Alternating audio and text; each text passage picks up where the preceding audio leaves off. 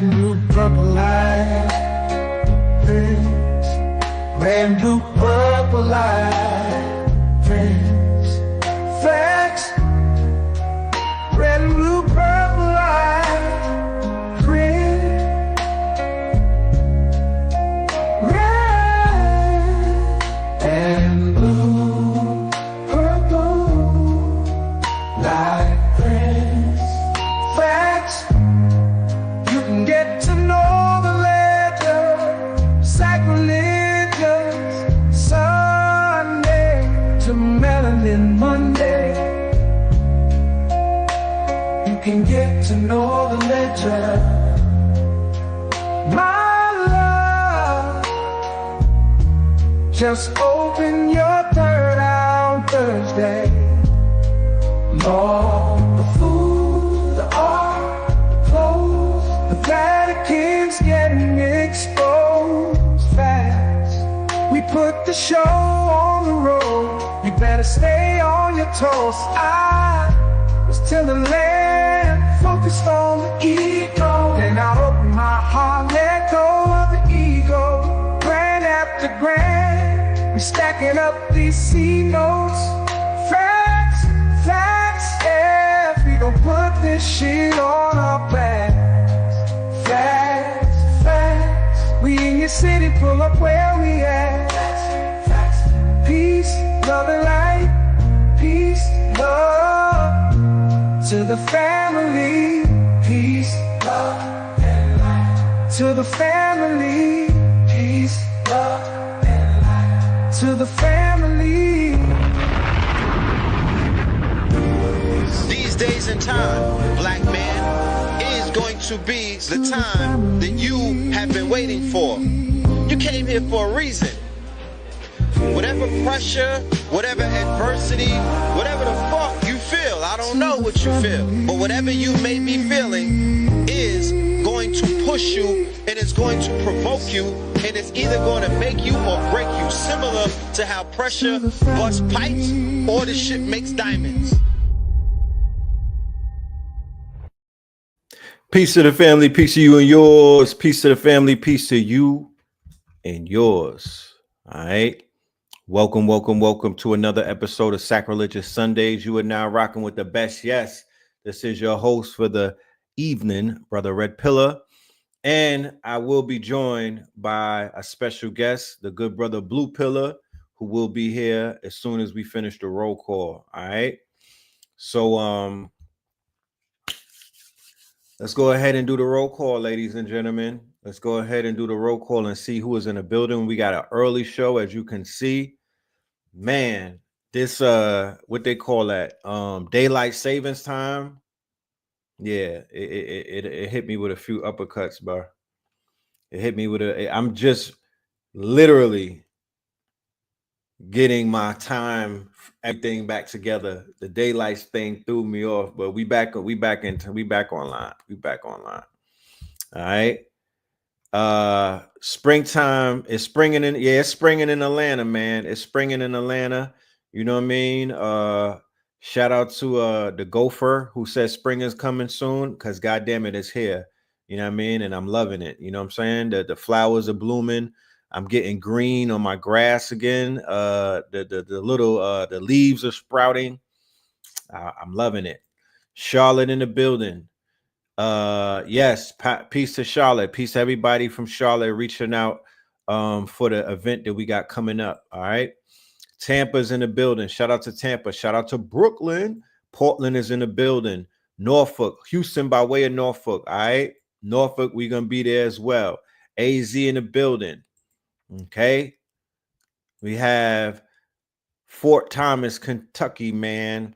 Atlanta in the building. You know what I'm talking about? North Kakalaka, Spartansburg. All right. Be-more in the building. Twin City, Minnesota. Raleigh in the building. DC proper. We got Charlotte again in the building. Delaware in the building. Hollywood in the building. Richmond, North Carolina in the building. Cobb County in the building. You dig? Said your fam is pulling up to Charlotte. Yeah, Charlotte is about to be lit. Charlotte is about to be lit. I promise you. You know what I'm talking about? Charlotte is going to be a movie. San Francisco, Cali. Shout out to Cali. Shout out to Oakland. All right. Shout out to Kansas City. Shout out to Greensboro. You know what I'm talking about? All right. Everybody in Charlotte, real quick. This is the event everybody in the chat is talking about. We are going to be there for Melanin Monday IRL in Charlotte, North Carolina. Charlotte on Monday, March 31st. That is right around the corner. Okay, you can scan the QR code and get your ticket. Charlotte, we will be in the building.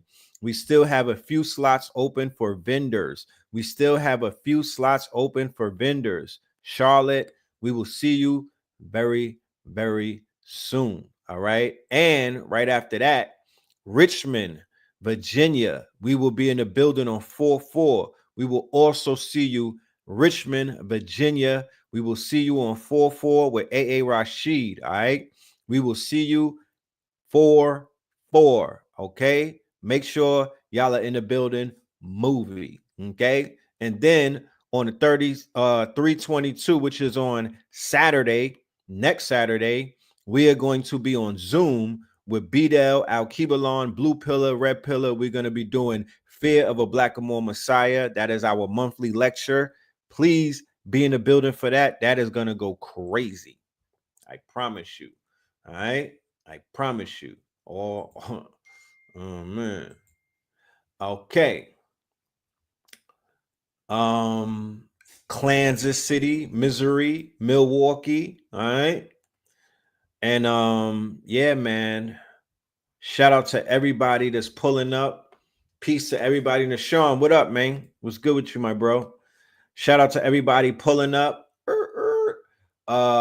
We miss you. You know what I mean? It's been a few days and whatnot.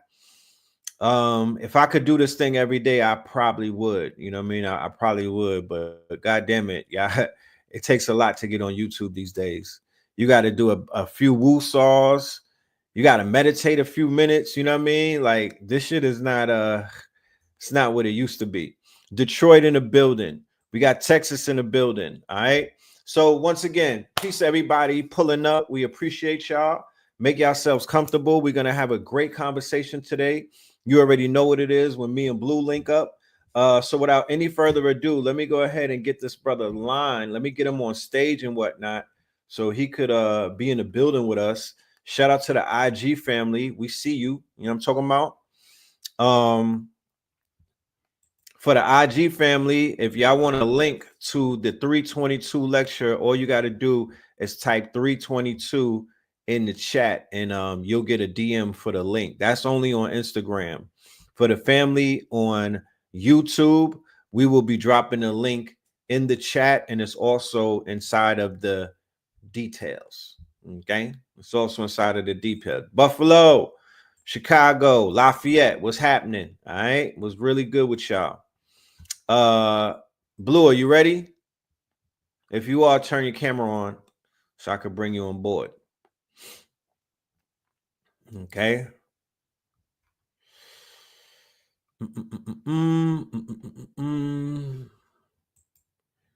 Buffalo.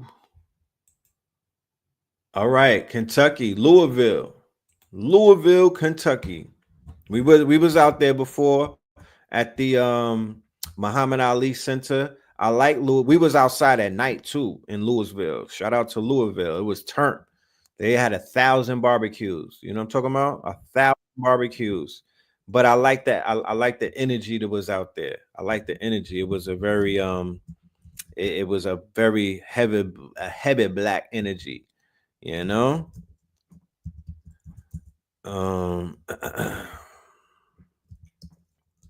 So let me see. Give me 1 minute. Just pulling up an article.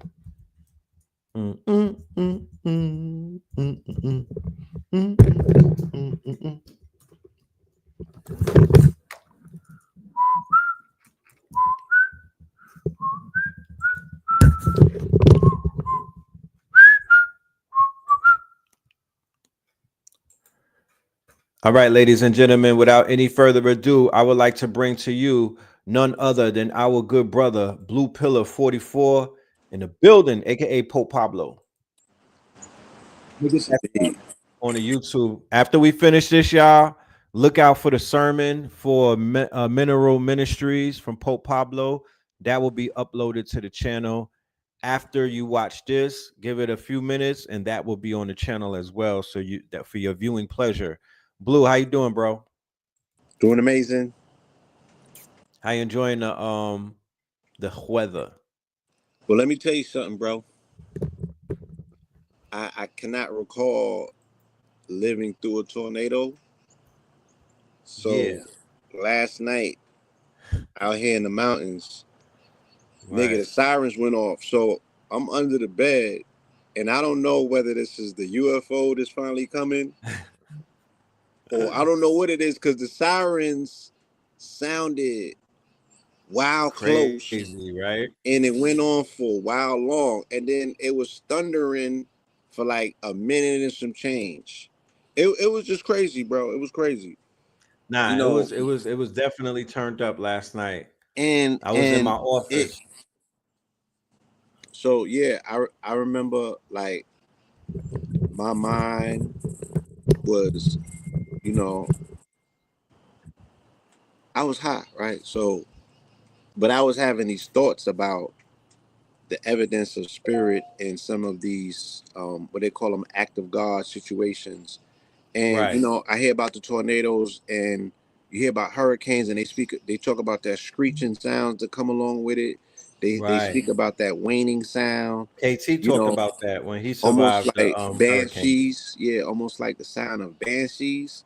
So the sounds that I was hearing outside of what possibly may have been the siren, sounds excluding the siren sound, were very spiritual. Right. And nature's a force to be reckoned with. And it's a you know, when it came across, it was like, yeah, this is a resetting energy, this is a purificating energy.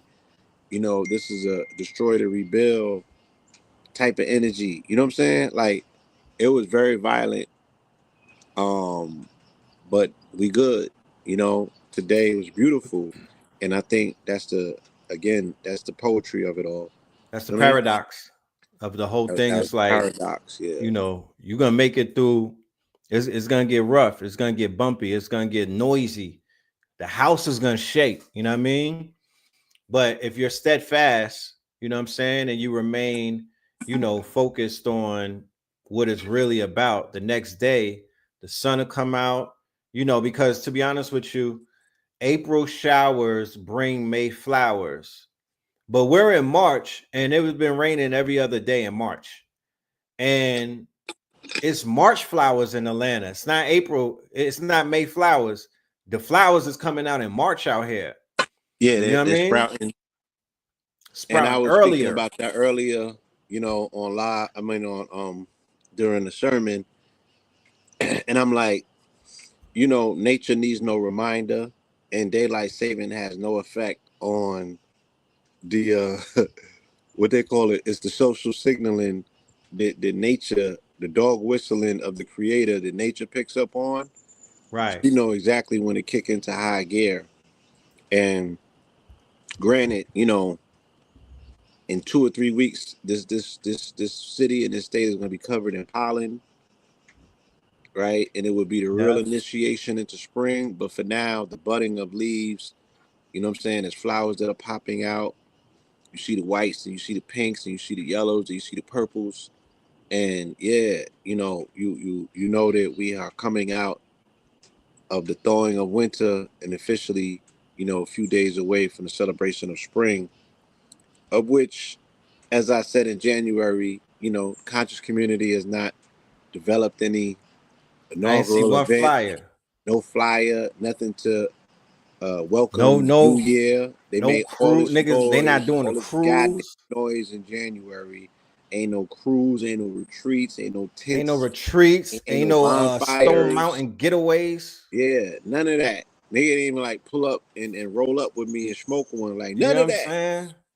None of that. Just all none of that. None. The bellicose belly aching that takes place that's typical of the conscious community, that they'll show up enforced to tell you what you shouldn't be doing, but not show up for the shit that we supposed to be doing. So Right.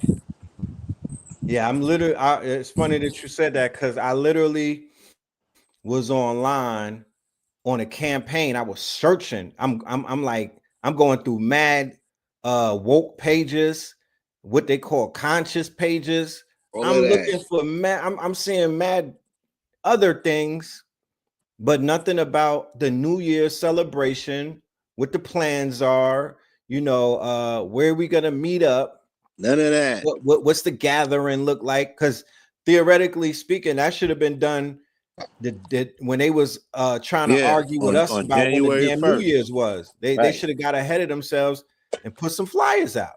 Right. On January 1st, when they was belly aching about what is and what ain't the new year, they should have been, plot planning and strategizing for a grand welcoming and an arrival, you know what I'm saying, Yeah. of the new year. But they didn't do it like they never do it on any year. So, we outside, we appreciating nature for what it has to offer. You know what I'm saying? We're soaking up the sunlight and we're getting ready for the transitional season, putting seeds in the soil. And, again, with me, I've been advocating people to really get into their workout regimen right now, to tie the trajectory of their upward mobility, right? Thawing out, coming out of a sedentary state, which is hibernation.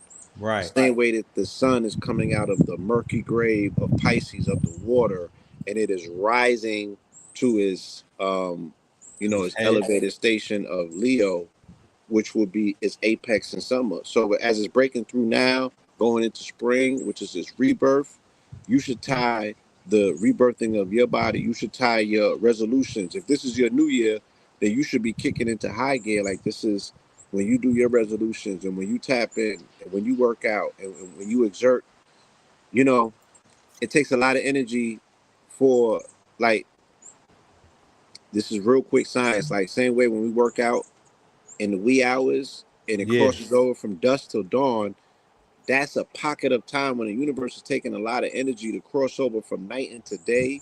If you are tapped into that and you're working out, you're going to receive a surplus. You know what I'm saying? And it's the same thing when you working out, when the sun is going from its rest phase into its active phase, going into its heightened phase of solar cycle 25. So people should be, yes, very much activated right now. Right. Getting outside, whatever you consider to be active. It ain't got to be what we do. Do Right. something for Right. yourself. You know what I'm saying? Do something That for the part. earth. Work with the planet. The same way that you co-pilot with AI, co-pilot with nature. Put some seeds That's in the right. dirt. I was prepping the family for the blood moon and whatnot. I had took advantage of that on You seen it? Thursday. You stayed Nah, up I for was it? geeking. I was geeked out, man. By the time the fucking Yeah. moon came, I had some boomies and whatnot. I was geeking.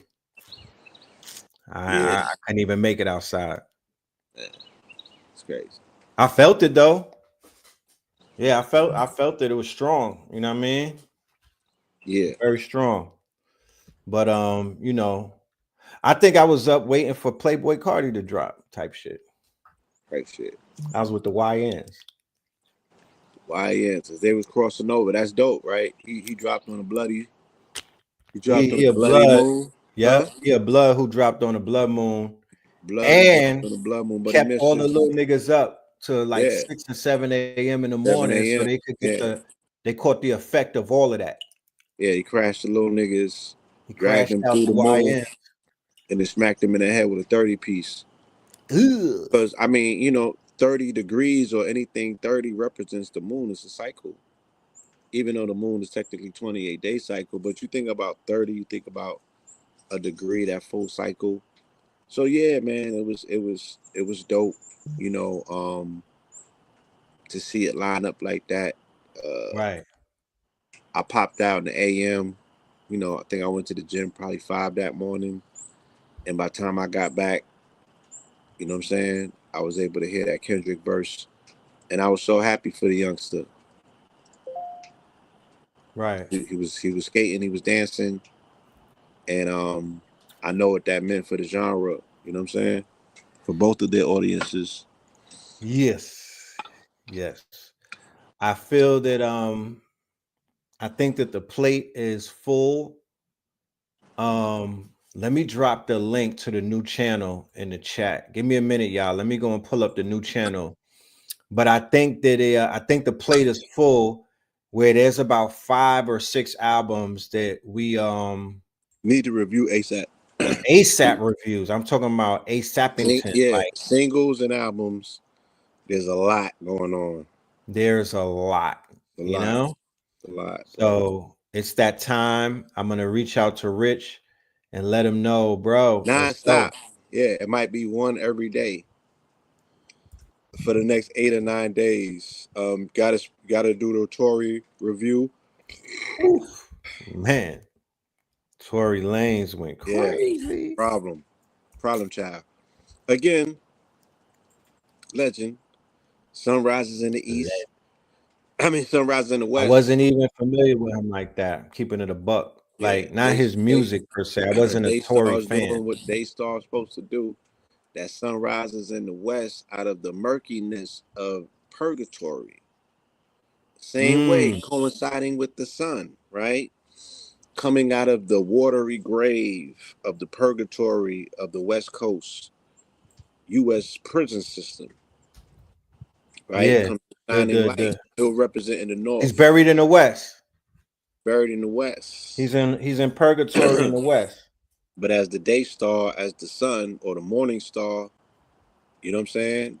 He's able to still shine through that. And, again, qualify another cliff note on the mythos. Nobody never really. I don't know. I'm trying to remember Sean's album, Godfather. Buried What alive. was Yeah. Buried Alive? Yeah, Godfather buried alive. I think Tory Lanez may have made the most atomic. Sonically, yeah, it's sonically complete. It slaps. And he's rapping his ass off. And he's rapping perspective. Yeah, he's He's absorbing his rapping from. environment. He's giving you the inner belly. Yeah, he's absorbing his environment. Yeah, He's Goku in it, and he's reflecting it back out. He's refracting that light back into the world. So he's not borrowing from his old notebook. No, he's speaking from where he's at. Same way that our brother, shout out to R. Kelly. And it was funny, like, and Corey could confirm this. We was coming back from an event the other day, and I was like, yo, it's about time. You know what I'm saying? It's about time that, I was like, turn that Kells on. We had a ride ahead of us, and that Kells made the ride kind of smooth. And I was like, yo, we need to have a Kelly, not karaoke, a Kellyoke. a karaoke. And bring some of that Kells back. It's still magic. If a lot of these other dudes could get passes for what they get passes for, it's still a part of who we are, still a sonic vibration and a frequency. Right. And you heard that Residuals remix he did? Nah. Kelly, R. Kelly? Yeah, from jail. Yeah, same way. Yeah, no, I'm not tapped in. These dudes is using the phones, and again with BandLab and different apps, you can do that. You can record an album from your phone. Right. Cause that shit sound I'm listening to the Tory Lanez, and I'm like, Bro, just the it's energy sonically alone. superior. Hmm? It's sonically superior. Shit is sonic like a MFR. But yeah, we are gonna do album reviews, and we're gonna talk about the music. Once again, we will get into all of that stuff about personal stuff, and can you separate the music from the person, and all of that conversation will take place, because I had a conversation on his channel recently about the Doechii situation, and I commented that I was more, what's the word? Offended. You know what I mean? By the mind state. You understand? I was offended by the mind state. I'm gonna just keep it a buck. I was like, I didn't rally behind this girl. I was on her PR team. Like I was pushing her. I was her publicist. Are we? You got time? We starting the conversation here? Yeah, I got time. Okay. The word is disappointed, right? Before we even get into that, would I be a hypocrite to say that about her and not say that about Tory Lanez? Am I not disappointed in Tory Lanez? Because to be honest with you, and I'm keeping it a buck with everybody, I didn't listen to Tory Lanez. I wasn't interested in the Tory Lanez when he was free. Then when he got jammed up, I wasn't on the free Tory Lanez bus because I don't really know son like that. I'm not, you know what I mean? Like Doechii caught my attention. So it was organic the way that I was grabbing. I didn't catch the industry hype. They like, yo, she's an industry plant. I get it, but that's not the reason why I was drawn to her. I saw the performance. I was like, she's an underdog. I remember her trying to get on. You feel me? Right. So that's where that came from. But I have to look in the mirror and say, am I being a hypocrite? Because here it is, this man is serving time. Although, if you were to ask me my humble opinion, I don't think this is a guilty man. I do not think that I don't. In my book, he's not a guilty man. R. Kelly, that's a whole nother conversation. Let me say something, right? Music has admittingly become rest havens for criminality and criminals, almost to the degree where you got to have a button in order for niggas to listen to you. So again, when I had to go back and reevaluate the goofy shit, right? I'm like, why am I not listening to my favorite R. Kelly song again? Oh, because I'm like, nah, that's nah, right? I gave myself permission to separate, I guess, if you will, the artist from the music, because the things that I appreciate from him, the things that his music has done for me, Yeah.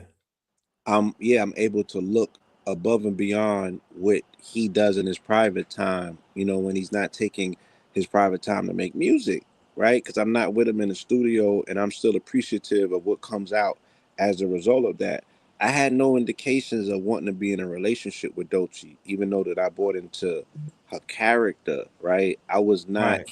and it's the same thing that you're telling me about with, that we'll speak about later on with these artists. I didn't have a parasocial relationship with her as I an did. artist. Hold on. And it, because it's integral, right? It's integral. We know the template of artistry, of they saying to be that one, to be him means what? Women want to fuck them and men want to be them. So for her to be her, right? She has to play to heteronormative fetishes that her audience has, to say, oh, yeah, oh, look at, oh. Now, I'm being honest. When I first saw her, yo, she's beautiful. She got an amazing body. She knows how to work the line of sensuality without overstepping it into sexuality. So there was an element of hysteria there, right? But she could rap her ass off. And I knew that she was a student of the culture by the way that she raps. And Yes. I felt like it was a graduation from her prototypes, because she's prototyping off Nicki of Nicki Minaj. Minaj. And Yes. Nicki Minaj played the same game where they're utilizing homo parasocial cues, right, in order to connect with their audience, because they're not speaking to niggas our age, right? They're speaking to your children and The preferred children, demographics the that preferred 12 to demographic 25. that are very much fluid. So when I take that into the equation, You feel me? And I'm just like, and then I went to an event the day before this news broke, and the event was, it was a week ago today. Queens of Cannabis and beautiful sisters wall to wall, right? I don't see that, you know, and the dudes was in there groveling, running behind women, but the women was in control of their social situation. Right. Now, there was a music component of it. Every single one of them that got up there and rap, regardless of what they look like or where they came from, the song was about them either bossing up, handling their business, or fuck niggas. And in particular, the ones that had an aggressive energy towards the male species got raving, roarous support, Right. right? They was with the shits. And it was a conversation in a language that they was all speaking that they all understood. Niggas is ops for whatever reason. Now, again, who would I be to say any different? There's an epidemic of bitch ass niggas. And Trump said it's only two genders. You can't co-mix them. You're either gonna be a bitch or you're gonna be a nigga. But all of this bitch ass nigga shit Hold on. is Hold on. It's the daytime still. The sun is out. So I want to be mindful of the fact that there may be some youth listening with their people. So I want to relax the language a little bit respectfully. respectfully. And thank you for that. I'm not starting on you. No, it's absolutely a responsive reminder, and I very much should be mindful of that. You know what I'm saying? And I do apologize in advance, family. And even I was trying to find a way to word that without being so graphic, if you will, but I No, it's all haven't good. found a way to You cut being around it. expressive. But yeah, so what I'm saying is that for, you know, when she expressed what it is that she expressed, it would be impossible for me to say I'm not gonna listen, because I don't think we're gonna be left with a choice as to whether to listen. For, am I checking for her? Am I running behind her content? No, not necessarily, because now that I know that there may potentially be more of a monkey wrench in it, you know what I'm saying? Right. I'm semi cool on that, but I also have to give this person a level of grace to say she's a child, you know what I'm saying? And she has an entire life and career ahead of her. And at some point, artistically, I know that I'm gonna still cross path with her craft because I really dig her narrative and her story. You know what I'm saying? And I know that she has a lot to offer in regards to artistry. Now knowing that she's not necessarily going to be an advocate for normalized relationships between melanated people, I think that none of her generation is. And I would dare say, before we make the comparative analysis between her and whoever else they're going to make it with Tyler. Make it with Tyler Yes. before her. No, I'm saying the response that people are having to her, did they have those same responses to for Tyler? Because both of them Mm. are dealing with a level of shock and Shock awe and awe. to their demographic, where they're speaking specifically to their preferred demographic, and they're shocking everyone else who they were able to bring in because of their level of talent. You know what I'm saying? Right. So you can't front on Tyler when it comes to rhyming. You can't front on Tyler's performance and stage show. Performance. You can't Right. front on Tyler's fashion. You can't front on Tyler's ability to cross, so you know, his appeal, if you will, right? She's a male Tyler. She's definitely a And male then Tyler. Tyler came out, because people may not be aware, and he spoke about the fact that his sexuality was fluid, and it He came has in it and in his went. rhymes. Yeah, it came in and went. I'm listening to some lyrics, and my nigga, he fluidly went from hollering at a shorty to be like, where these niggas at? I'm like, bruh, what are we doing? And I'm listening to it. I'm like, I feel like I'm being trolled. Yo, where is my mods? The troll. I feel like I'm on Twitch right now. Trolls is going. We're getting spammed in the chat. You know what I'm talking about? The only day my mods is on vacay, The trolls is here. But yeah, because you talking about Dochi. They came that my nigga, you done summon the monster, you done summon the Kraken. I had a parasocial relationship with Dochi to the point where I was checking her and I started because, like you said, she gives that energy. You know what I mean? Inviting, nigga, you bought the candy, nigga. Just say it. And it, granted, I get it. Because individuals such as yourself and other people, it sounded like they had broken hearts when I was reading the responses. All right, And can and, I and I add on? and I know where that comes from. Of course. I'm lining you Because up. Go this ahead. is it. This is it goes more into this. I was rooting for her. Yeah. So rooting for her and wanting to be with a woman is completely different. I wasn't attracted to her to whereas I'm like, yo, I'm DMing her, or I'm like, I can't wait to see her. I was just like, yo, I'm rooting for her to the point where I'm kind of like I'm holding her real close to me type shit. You know what I mean? Like I'm rooting for her to the point where I don't know this woman, but Right. it's like I'm becoming a protectorate. You I'm little becoming a sister. Yeah. PR, non-pay. You don't gotta pay me. I'm gonna be the street team. I'll put posters up. I just want to see you win. You big broed her. And You big I broed her. big broed her. And this is one of the other reasons why I big broed her. Because I know what I thought she represented as the other side of the spectrum. I was like, we need to put the energy behind her. We need to put the support behind her because of what's over there. She's the antithesis. But So I thought. she's on a label with niggas got struck with a bunch of SA charges.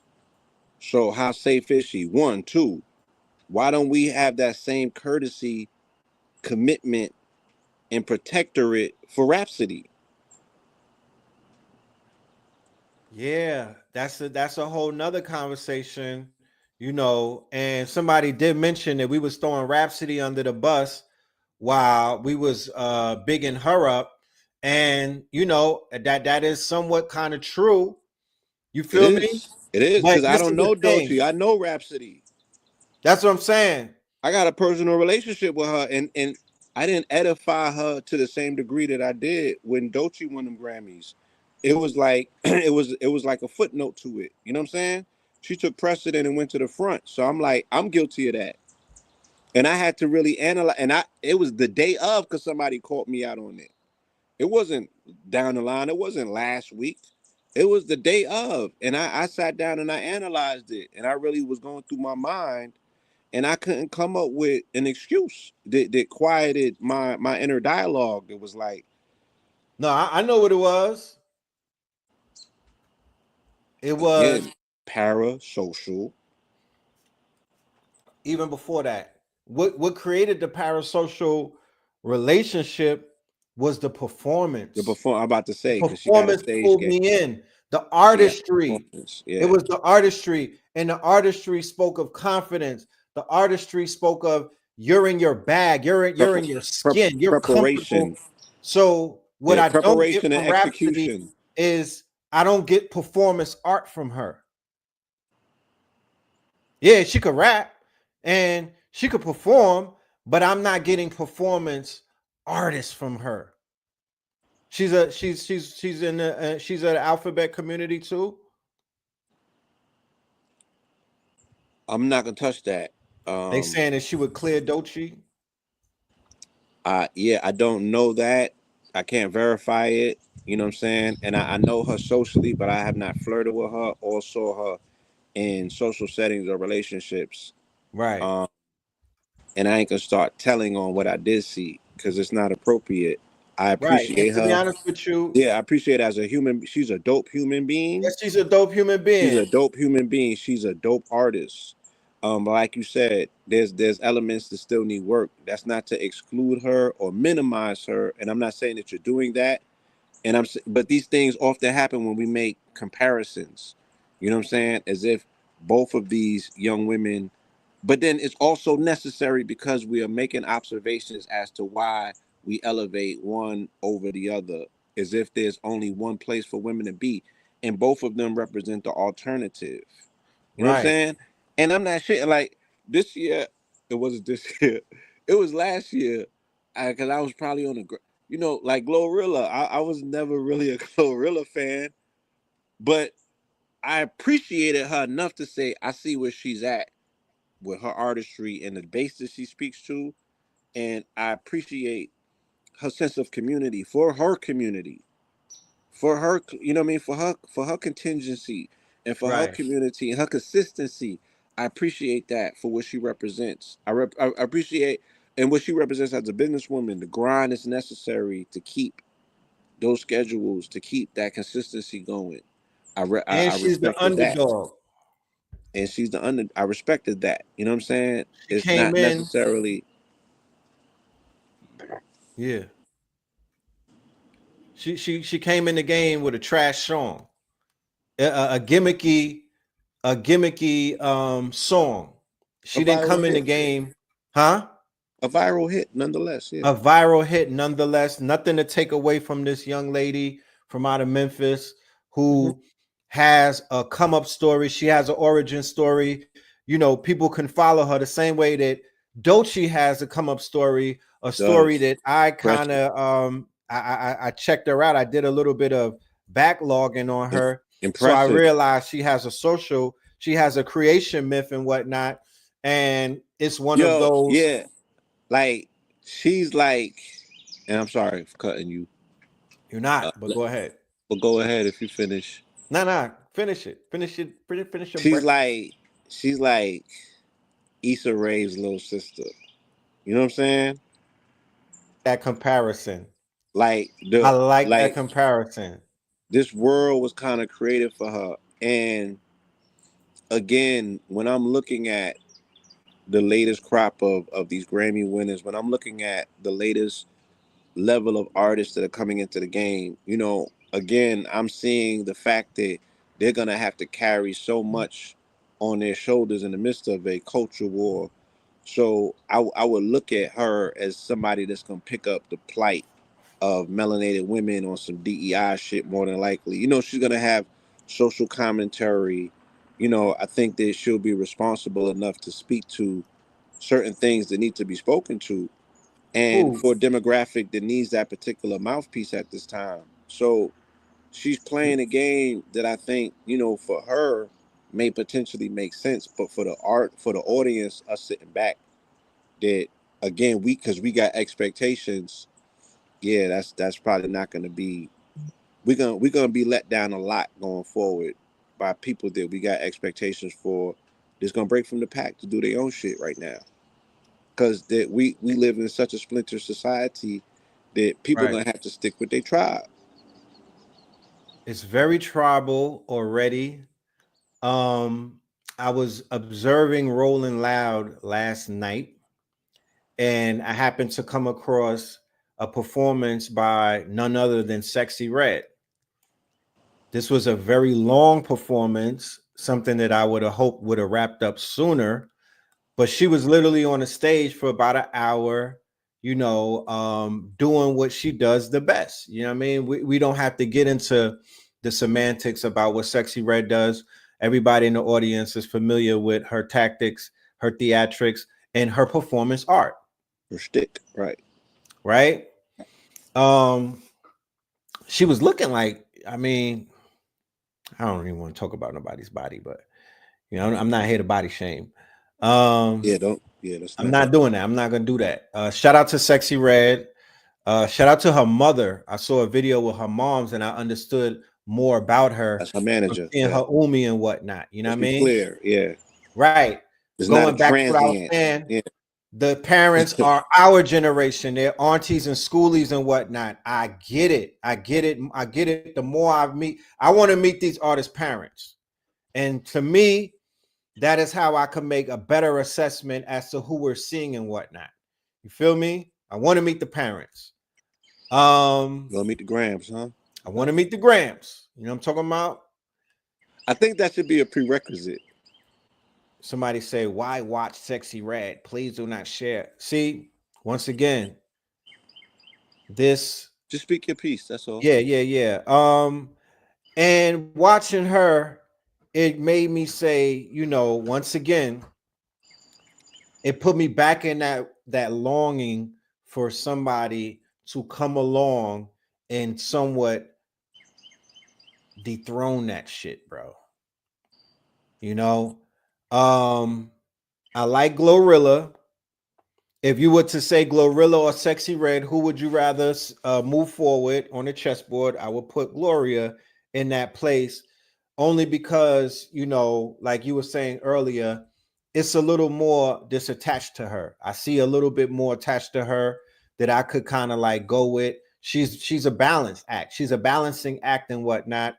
It's not all good and it's not all bad, but I'm like, I could go with that. I could deal with it, you know, and not to throw that girl away, because she represents a demographics of Gotcha. women that I'm not necessarily comfortable with just throwing away.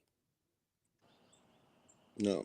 You know, I don't watch the show, but I know a lot of women do. The show where they fighting on Zeus. Bad Girls Club. Yeah, there's a lot of young women that are locked in to that quote unquote minstrel show, right? Mm-hmm.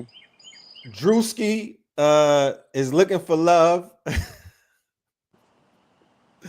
You know, all of these type of shows that represent this quote unquote demographic of our women that are like very bottom feeder and whatnot. You know what I mean? Like the bottom of the totem pole type of behaviors, personalities. Oh, it's called baddies, right? Yeah, the baddies and whatnot. Um, yeah, that shit is gutter trash.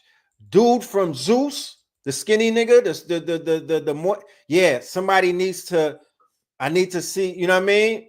He needs to get talked to by a real by maybe one or two men. Somebody needs to have a conversation with homie and really talk to his spirit, you know what I mean? Because his exploitation of the women You know he come is from the just getting church, out of right? control. Huh? You know he come from the church. I could imagine. Talk for a few minutes. So does Tyler Perry, right?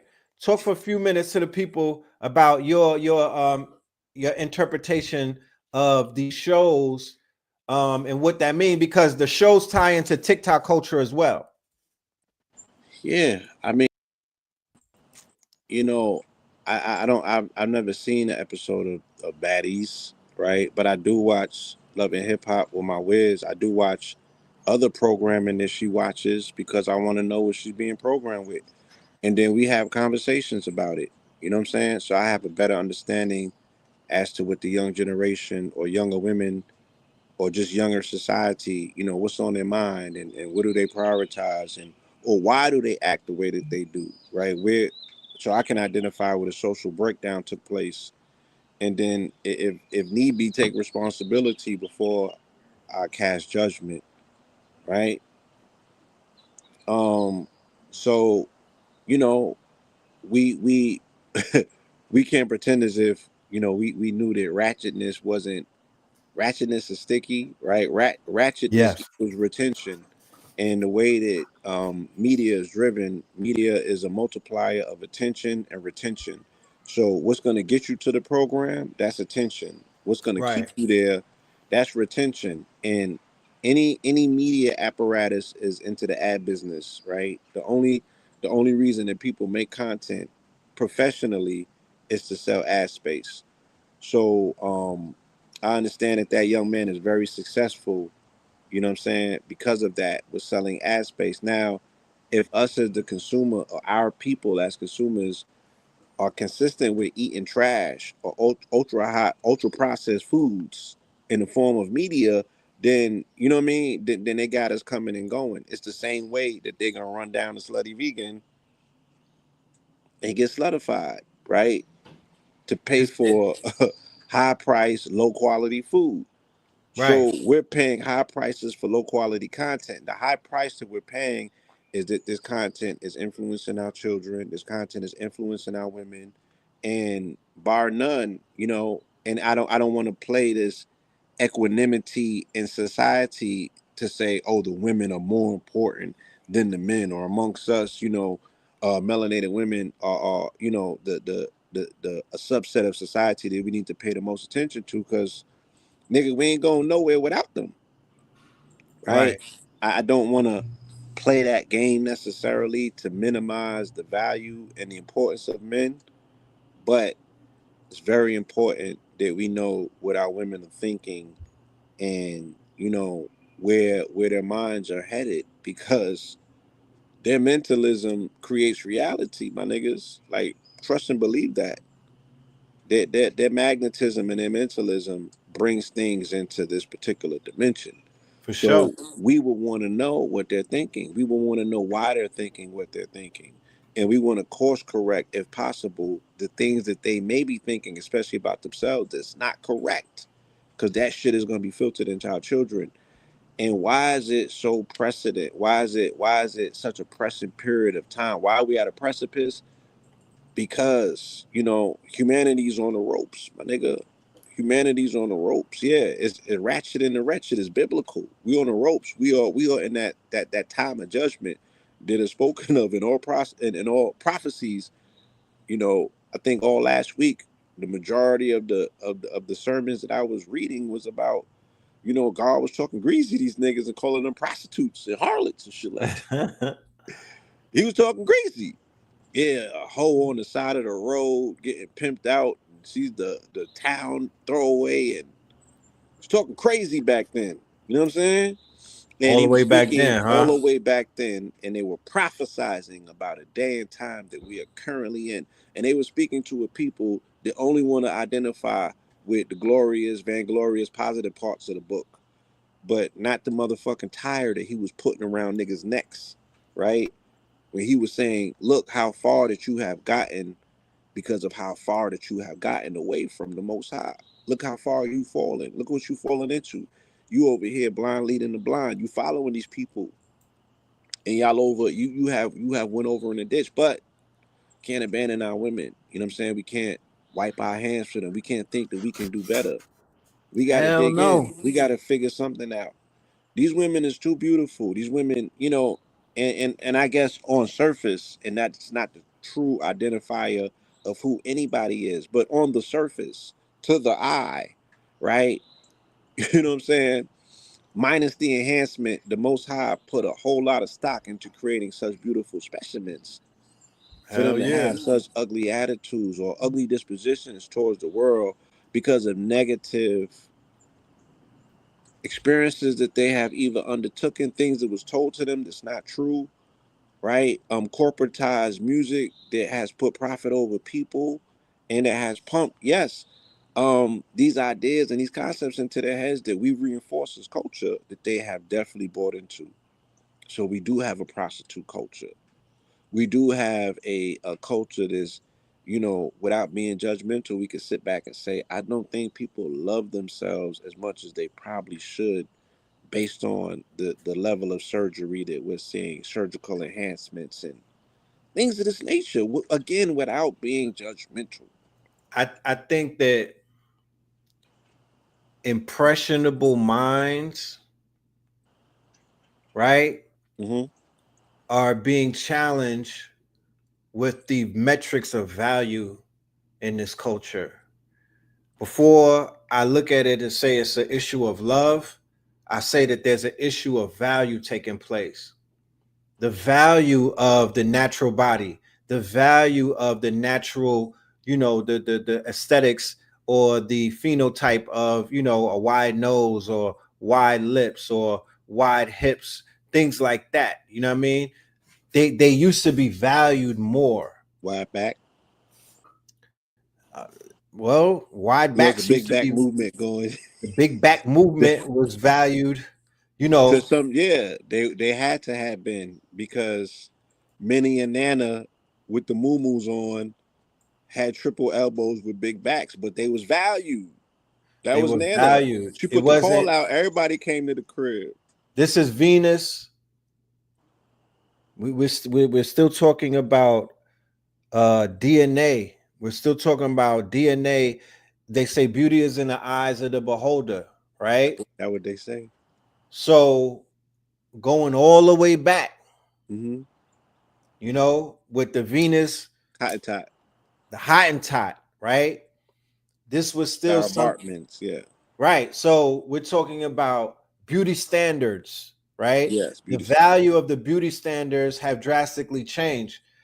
The values of the beauty standards in the 50s or the 60s and the 70s, they were a little bit different from our community, right? The way that we were judging how our women were considered to be beautiful and whatnot than they are today. We had different standards. We Yes. had different standards. We had different values. They would place value differently, even with the men. There's this thing about high value men conversation taking place where now value is your quote unquote bank account. It's not about your integrity. It's not about your heart. It's not about if you're a brave man. It's not even about if you are a quote unquote honorable man. They want killers. They You know want what? thrillers. They want scammers. They Let, want a man with the bag. let me show you how they remix that. Like James almost was all them things that you just said. The nigga from Good Times, right? With the Becky, Huh? with the white. But go ahead. But before he was a white wife, before he was a white wife wetter, right? Right, When right. when he was on Good Times and he was the father, right? Yeah, He he was had a all them. prototype. He had them qualities, right? He had those values. He had those intrinsic qualities that you were speaking about, but he was broke. And Esther Rose or the Wiz or the family was like, nigga, that's just not enough, right? You Right, got all of these values. You got all of these characteristics. You got all of this complimentary shit going for you. And yes, the hustler is able to do more. You know, remember they had episodes when they was pulling on JJ. He was about to be gang and all of that. about to be gang. I think So gonna be GD or something. yeah, so it is you know, unfortunate because of the society that we live in and the capitulation that has taken place. You know, we have crossed over the tracks. I always beg people not just to like don't get in my mind for the sake of being me, but make these observations through a lens that I afford you. If you look at hip hop as the consensus of integration post 1970s, then everything that you look at will make sense. Everything that you look at will make sense. You know what I'm saying? Where there was a small road, there was a remnant of the revolution that had a little bit of steam, and that shit got outpaced by integration, by capitalism, by capitulation into integration. You know what I'm Right, saying? We are assimilating and leaving that other shit in the back, right? We are divorcing what's considered to be the struggle for rugged individualism. Nigga, I'm breaking from the pack and I'm doing me. I'm breaking from the right, pack, I'm picking up a pack right. and I'm doing me. And with this bread, I'm gonna get her what she want. And I'm gonna get the girl that, you know what I'm saying? That yeah, you chest beating revolutionary ass niggas can't afford her. Right, Right? because Yeah, they decentralized the world. You can't bring her across the tracks to this 5-star Italian restaurant with your leather and your taps on, nigga. Like, no, that they condored you niggas. They no, more than you. they cordoned you off. They bodied you. They isolated. They sent you niggas to get more. You ain't get the memo. The revolution is dead. It's over. Again, this is the ethos that goes into hip hop post 19 X, Y, and Z. Once niggas got all of that revolutionary shit off their chest, and we really got to what we was here for. Capitalism, the refurbishing, the reframing, you know what I'm saying? Of Right. capitalism. How am I gonna bring you into the system, card you the right way, you feel me? And get you to your motherfucking office so you can play your part in this corporation. And this That's machine. in this machine. That's all we looking at. And our women are responding to that. You know what I'm saying? They're responding to it. Look at it in the version of even the hip hop shit where they like, yeah, the Kendrick shit was cute, but can we get back to Drake? Yeah, could we get back to this ass clapping? Can we get back to this ass clapping? Can you come and put us back under this fucking spell? Because we need to get into this goddamn club and run these bottles back up. Because we lost a lot of money when y'all niggas was being self righteous over here with this battling shit. Right. But the baddies want to be baddies, and Kendrick don't make baddie music. So Right. What are they to do? They're saying for the industry to sustain itself going forward, they need Drake. They have already decided they can't go forward with Kendrick. And right. So The his women decided that. well, let's rewind the tape a little bit and let's analyze this, right? Because I do hear I've heard some of the quote unquote, conversations in the back, Okay. right? And and then Drake came along with Party, right? Party Next Door, and he dropped the album, Some Sexy Songs for You, right? I guess whatever the title was. No disrespect to that, but I think that's what it was. And people voted with their dollars, right? And their attention and their retention. And what went number one in that battle? Because that was around the same time of the Super Bowl. Right. And ultimately, right? Ultimately, GNX and Luther One beat, out. Right. won out and beat, Ultimately. right? So a song with a woman and a man, right? Not talking about come here, ho, and all of this other stuff that Drake was talking about, right? Not saying I'm back in the club, bitches. Where y'all at? Y'all want these bags? Get on your knees, right? No, he came with Luther, a beautiful song. beautiful song. He's like, I will put your ops in front of him and introduce him to the firing squad and da da da. And Scissor sounds great. Kendrick is rapping his ass off. It's a homage to, it's a great sample paying homage to Luther. It's giving the old schoolies like myself a vibe and whatnot. And it beat it in the charts. It bested it, right? Mm-hmm. So that experiment is still up for grabs because it's not a definite win. Even though the shorties are saying what they're saying, somebody is saying, nah, I don't want that Drake shit. I want this. Yeah. He don't have enough staying power to make a definitive change necessarily on the charts. I think that that's still going to be Kendrick's domain because he has a global audience. But in the social settings, in the clubs, and what's going on in the minds of these young women's in regards to, like you said, how do they prioritize value? At the end of the day, that's what we're looking at. How do you Now, prioritize value? Because that's going to be a determinant for how they choose going forward.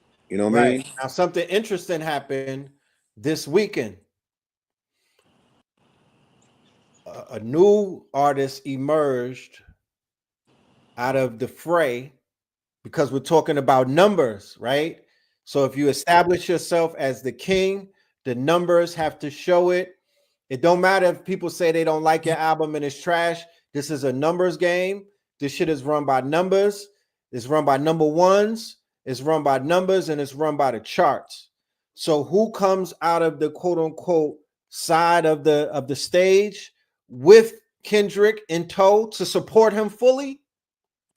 And remember, the Sexy Song album, that was not to young boys. That was not to the young men. That wasn't to the 12 and 25 young men, the 17-year-olds like my son's age. He made that album for the women. Yeah. Playboy Carti did I Am Music for the boys. Yes. That is not an album Good for audience. men. That is an album for my son and them. You feel me? That is an album for Generation Alpha. You know what I mean? This nigga did 800,000. This nigga did 800,000. Facts. 800,000. 8 hundos. Okay. Wow. Broke the mold. 30 tracks. Number one album. No rapper ever did this. The number one album in 70 countries. right? This is not women doing this for Playboy Carti. They don't even know who Playboy Carti is, bro. Yeah, they don't. That's not. They don't know who he is. He's the king of these little niggas who have a parasocial relationship with him that tethers on homo parasocial, right? To whereas it's scary. It's scary in a sense, the way that these young kids are worshiping this man, right? You gotta have to explain that to the audience. I'm gonna read I'll read what parasocial is, so I don't throw anybody off. I don't want to scare you told y'all. me it was early. Yeah, I don't want to scare anybody with that title and whatnot, but here's parasocial. Parasocial relationships and interactions refer to psychological connections that individuals form with media personalities such as celebrities, influencers, or fictional characters, despite having no direct personal relationship with them. These connections are often facilitated by media platforms like television, social media, and online content, right? So in a situation with a Playboy Carti, more so than a Drake, his whole thing is mystery. He's mysterious. He doesn't do interviews. He doesn't talk on camera like that. You can't find 1 hour long interviews. He hasn't sat on if he sat on Vlad's couch, it was a long time ago.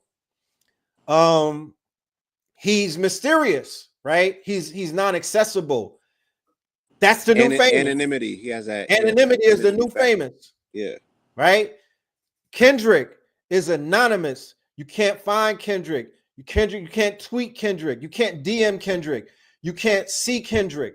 You can't run into Kendrick at the studio and whatnot. He has a level of anonymity. Andre 3000 has a level of anonymity. These people remain in a certain type of category. Even Drake to a degree. Huh? Mac Homie. You know what I mean? TJ Levin said, how old is Playboy Carti? I never heard of him. That's because you're not supposed to hear about him. This is not for you. There's grown men, grown adults trying to listen to Carti's album and give it a rating and whatnot. No, that's not for you. There's been a shift in music. If you don't know what I'm speaking about, YNs only. This is the YNs have a frequency. I picked up on that when I was playing Uno with my son and my father, right, who listens to jazz, classical music, soul music, and all that stuff, right? And this was like 2015, 16. We got the Bluetooth. My son is playing shit, and I'm like, yo, the cat is acting like it had catnip. Remember how Sasha used to act when he used to chase his tail and jump around? She used to, like, the cat is going crazy. So it's picking up on some frequencies, and my dad looks like he's losing all hands at Uno. Now when my son is playing the music, he's losing all of his hands. He's like, man, if you don't turn that shit off, and I'm trying, I'm listening, I'm trying. I'm like, bro, what the fuck are you listening to? This was like early Uzi. You feel me? Early mumble rap. Keep going. I'm moving aside. So the frequency, the new underground, right? You back in the days, underground was conscious MCs and conscious rap. That's not the new underground. If y'all was to go and look up underground and listen to that music, this shit sounds like somebody scratching on a blackboard. These little niggas is mumbling, they screaming, they making grunts and whatnot. The sound, the sonics and whatnot is all over the place. People who have a very musical ear, I would need them in a room with me if I was to ever review these albums. I would need Rich there. I would need a producer there to explain to me what the fuck am I hearing sonically, because it's not conforming to the rules of hip hop. These are not hip hop artists. This is a fusion. This is a fusion that we're hearing and whatnot. So if your ear is not trained on, it's rock, rap, ad-lib music. Who's some of the Summer, Benji Bluebills, All of these niggas that be on Playboy Max lives, right? All of these dudes. This is a whole new. I be listening like, yo, what the fuck are they bopping to? But this is not hip hop anymore. This is something completely different. Completely different. So to be like, these niggas they don't got bars. They're not trying to have bars. These are punching artists. It's not about bars. It's about feeling. It's about vibe and whatnot. It's almost as if you got to be on a certain type of barbiturate to even feel that shit. You can't listen. This is not sober music. This is Xannies, Percocet, Lean, Molly. This is Molly music. You feel me? That's why Future and certain other artists have such an appeal with drug users and people who are cracked out, because the music is being made under those pretensions, right? K2 music. Yeah. You know what I mean? And I'm not judging. I'm definitely smudging, but I'm not judging and whatnot, because it is what it is. It is what it is, right? So as parents, we try our best to understand what the hell these children are into and whatnot, but it's becoming a little bit difficult to kind of keep up with a lot of that stuff and whatnot, you know? So the Carti shit is very interesting. The youth are telling everybody, you know, and like I said, it's more of them than it's us. It's more of them than it is of us. And you could tell by the numbers, right? The numbers are crazy. That's why certain channels go super duper viral and whatnot. They getting millions and millions of views. Kai Cenat going crazy and whatnot with his views. The streamers are going crazy with their views, because they're speaking to a demographics that are way bigger than the demographics of certain adults and whatnot, who got shit to do, who have lives to live, who have households to raise, who have businesses to run, who have accounts and stuff like that. These little niggas don't have that. They got phones and they got time. You know, they got phones and they have time, and that's what they're into and whatnot. That's why we said before, if you want to meet the children, you're going to have to meet them on the phone. If you want to meet the young generation, you're going to have to meet them on a tablet. You're going to have to meet them in cyberspace. You're going to have to meet them in the video games. You're going to have to meet them in Hollywood or some shit. You're going to have to meet them speaking their language. Yeah, phones and vibes, you know? So it's an interesting parable, because these artists represent a fluidity, right, that Doechii is talking about. Right. So when she says that a hetero man is giving her red flags, she will not say that about Playboy Carti. She would not say that about Lil Uzi. She would not say that about Tyler, the Creator. She would not say that about these artists, because these artists are fluid. Okay, they're wearing nail polish. They got motherfucking eyeliner. This nigga had a thong on and whatnot. They're wearing women's blouses and whatnot. Young Thug is okay by Doechii standards. Yeah, that's that right. So that would be, you know, the standard bearer. You feel me? Yes. That would be the standard bearer. You know, parents, that's, you know, your children is into shit like that. Like they know where that thing is coming from, and they respect it for whatever gender bending rules that come along with it, that they salute because it's daring or disrupt. You know. It's giving Umar from This the the Wire. generation that grew up on Teletubby, yeah. You know what I mean? Because the thing, this is the weird thing about it.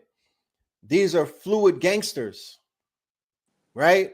So they're not gravitating. The youth they're not rocking with a Lil Nas X type shit. They're not now. That shit is mad sus and everything. They're rocking with that type of shit.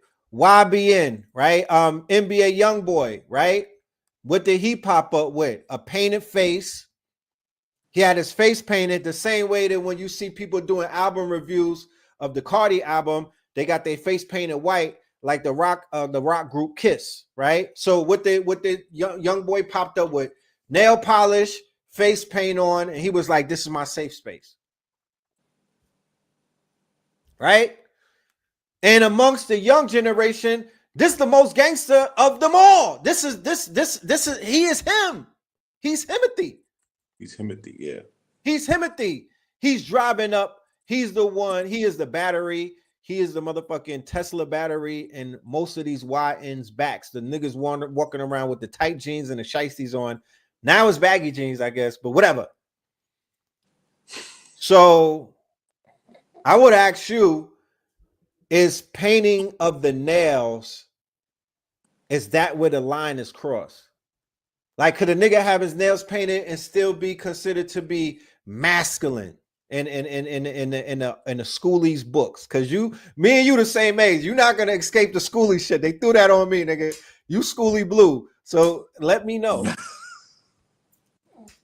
Let me know. Well, I mean, but what are you asking me? Am I reference? Am I social like what?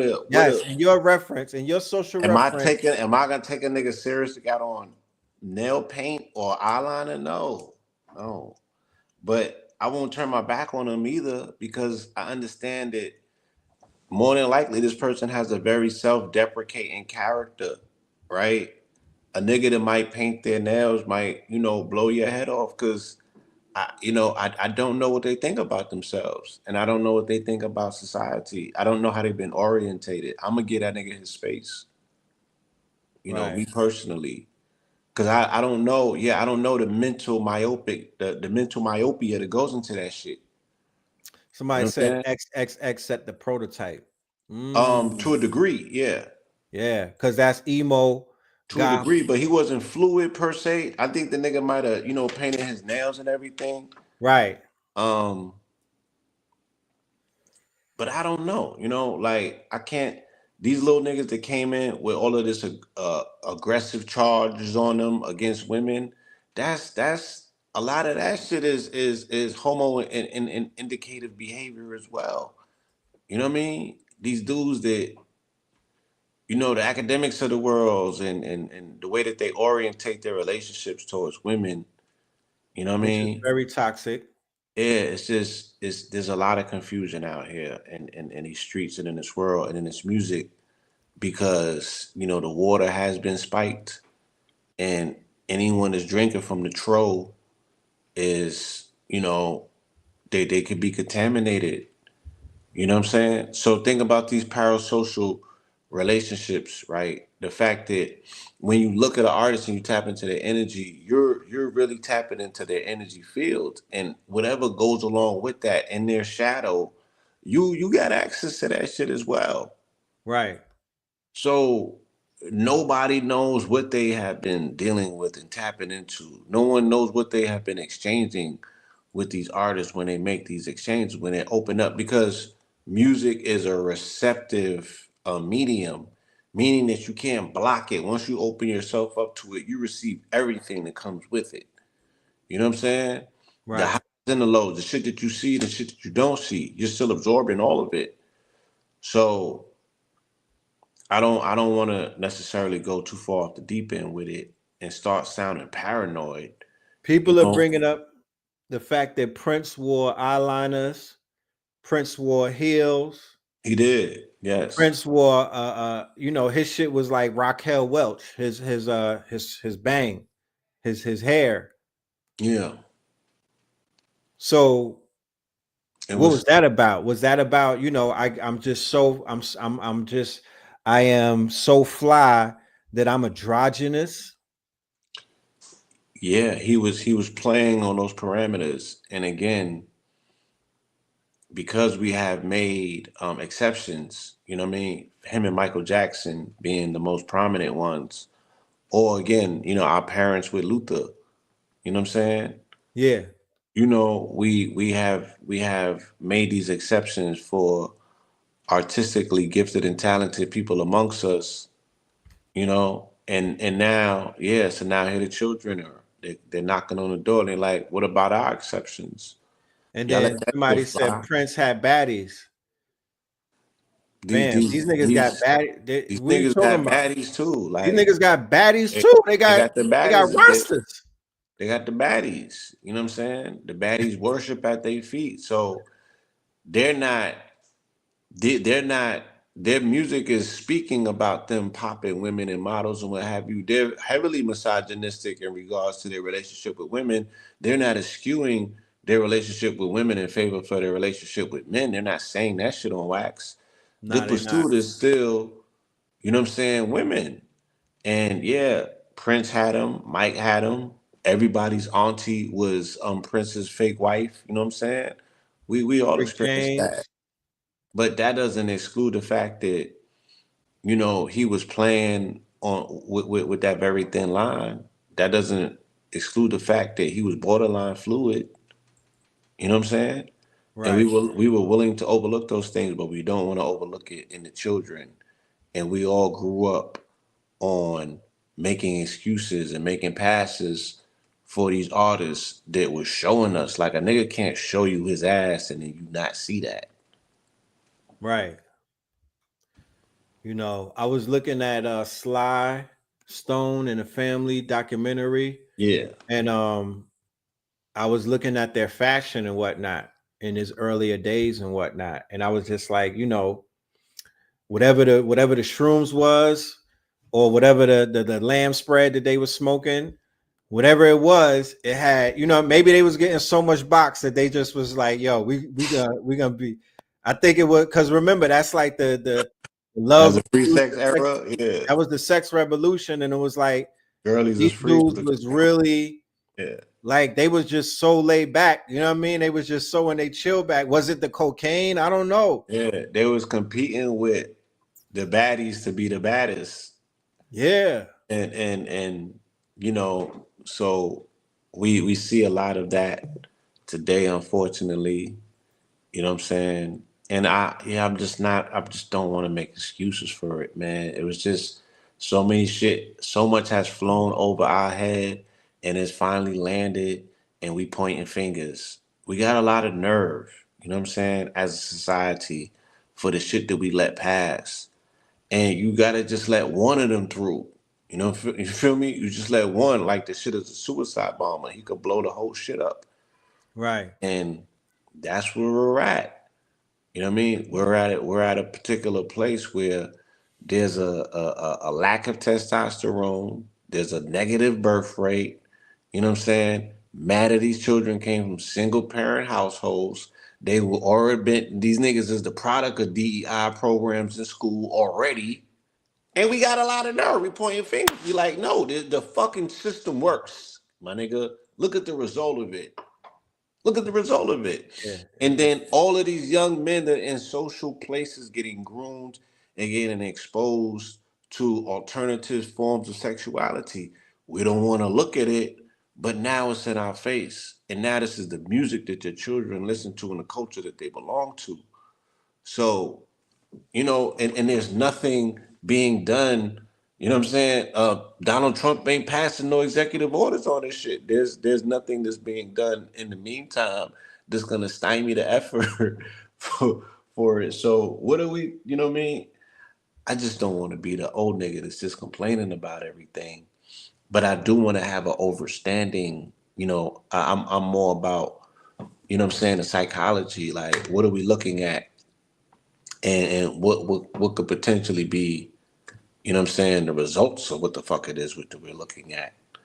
And I ain't never seen youth like the youth that I see today.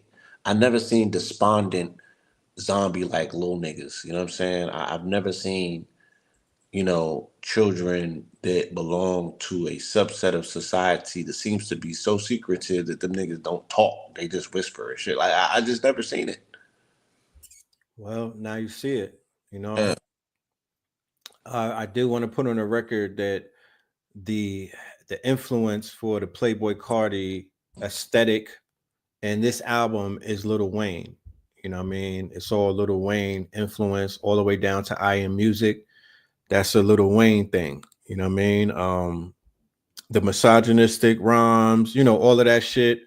the beat, the blood shit, all of that is Lil Wayne. He is he's the archetype behind the Carti shit and whatnot. That's who he kind of like interesting looking up perspective. to. Yeah, that's his you know, his inspiration, his inspo. So right, so we spoke about, because you mentioned it, but you ain't totally get into it. You know, for the family and the audience that may not know, the good brother Kendrick was on 3 of these tracks out of 30 of these tracks, with a vocal appearance and an outstanding vocal appearance on one of the tracks called Good Credit. On two of the tracks, Backdoor and Good Credit. He was spitting on Backdoor, or was more? Yeah, he's on Backdoor spitting. Yeah. Yeah. He's on Mojo, doing ad libs on the Mojo Dojo thing. I liked that. Yeah. And it was a reversal of a role he did for Carti, what Kodak did for him. Right. On Mr. Morale. It's cross-genre, cross-generational, and he's totally, you know, again, the ones that y'all think that he would be against is the ones that he supports and he's for. So he's collapsing the wave. And I think that's beautiful artistically.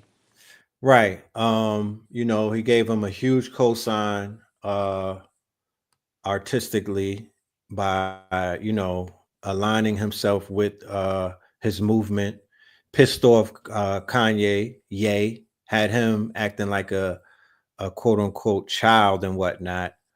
I'm so off the Ye van, the Ye train right now. I know that you talked about him earlier, but God damn it, you know, somebody has to examine this man and his missteps. You know, Yeah, I'm waiting for that balloon to pop already. I'm over it. You know what I'm saying? Yeah. I'm seeing things that I don't necessarily respect. And I've seen things before that I didn't respect and I overlooked it for the sake of artistry. But the crab in the barrel, that Gemini shit is getting out of hand for me. And I'm like, it's indicative of what you put out there with him being, you know, it's the Ye. He's a dying The star. dying star. It's the whole thing that you came with the Clinging Law on, 44. clinging That's on what to we're seeing. clinging on to the ankles of Draco, and both of them are dying stars, making place for the new pole star, which is Cepheus, which is the Kushite king, which is the embodiment of what Kendrick represents. Right. So both of them, yeah, they're both dying, you know, as pole stars, as influences, as constellations. You know, they're seeing their influence, their power is waning, and it's going to this other individual who's garnering up all of that for both of these niggas. And hopefully he give Kanye what he's looking for. Hopefully he gives both Geminis what they're looking for this year. And he do a Trump and Kanye special and get them both headshots like Daft Punk. That's my plan. I could go for a Kendrick wash up of Ye. I could go. I Wash think that's the medicine because he's asking for that. He's literally begging to get cleaned up. That's his medicine. He needs that to kind of like put him back in his bag. And I'm kind of here for that. I wasn't there for that before, but after seeing the way that Ye is moving, I'm like, yeah, wash him. He needs to get washed. Yeah, pack him up. Pack him up. Give him a reality check. Pack him up. Give him a anthem, a theme. Throw it on his helmet. You know, let him crawl back into his hole and do whatever he feel he need to do. I'm ready for him to pop his balloon and just keep it moving at this point, because we've seen enough. He's what going unchecked, you know. He really looks like. He's a whole ass nigga in every sense of the word. And my apologies for anybody that's listening, but your children need to know what one of those things look like, and do everything in your household to make sure that your child has not become what Kanye has become. You know what I'm saying? He's a pariah. He went from a messiah to a pariah. Right. It's ugly work. It's nasty work to see, but he gonna get his he gonna get his issue in a minute. I want to segue the conversation. People like, dang, what did Ye do? Man, it's a slew of things. But the last thing was when he was like, me and Carti was working on an album called Cartier, and that album is gonna get scrapped because he wants to do music with Kendrick. Kendrick music suck. I could have did without hearing Kendrick Lamar on one of my beats. Like, if you don't take your whole ass somewhere else, bro, like, what are you talking about, man? You're attention whoring at this point. And At this point, he did it right before the Super Bowl. He went on the whole time. Nobody. That's I what I'm know, saying. It's the passes and unwillingness to check to check, what's right? considered to be, this again, man. It's this unfiltered level of masculinity in society that just can um blend the lines, right? Where they step into femininity, they should not be allowed to come back until you get a proper audit, a mental audit. Like, what's wrong with you, homie? What's your temperature? Right. Like, nah, we need to To talk check to you. that Go, come here, mental come health. here. Right. Because what's taking place is that Nah, son, he clearly showed his hand already. Why is this a surprise? He hated on that man. Not now. He been hated on him. no, I know, no, he been hated, but it's the last straw type shit. It was like, you know how you might have a homie with a little issue and you Yeah, let shit slide, and then the shit just keeps getting worse and worse, and it's like, damn, fam, yeah. you you're not taking this shit as grace. Like, Nah, you're not you gotta, seeing this as nah. grace. Man, You're only egging, respect if you step on him. right? Unfortunately, So squabble up. You know what I mean? love. Squabble up. So I wanted to pivot. Shout out to Jefferson in the building. I wanted to pivot conversation that we were having a minute ago into a conversation that took place um, on Joe Budden's platform with Melissa Ford, where they were having rather they were having a quote unquote a conversation about comments that Anthony Mackie made. Now, if everybody's not familiar with Anthony Mackie is the Black Captain America, right? Hey, that's something. And Anthony Mackie said that there's been an attack on masculinity that Yeah, he's been observing. He's saying this in Trump's America, right? In 2025, where there's a new brand of masculinity being pushed and whatnot in the American public while they go to war against what they call woke culture. Now, for anybody in the chat who might not be familiar with the quote unquote woke culture and what they mean by that, is woke culture is LBGT culture. Woke culture is men in a women's bathroom. This is how these Caucasoids, who are literally running from their queerness and whatnot, but they're framing it as this war against woke.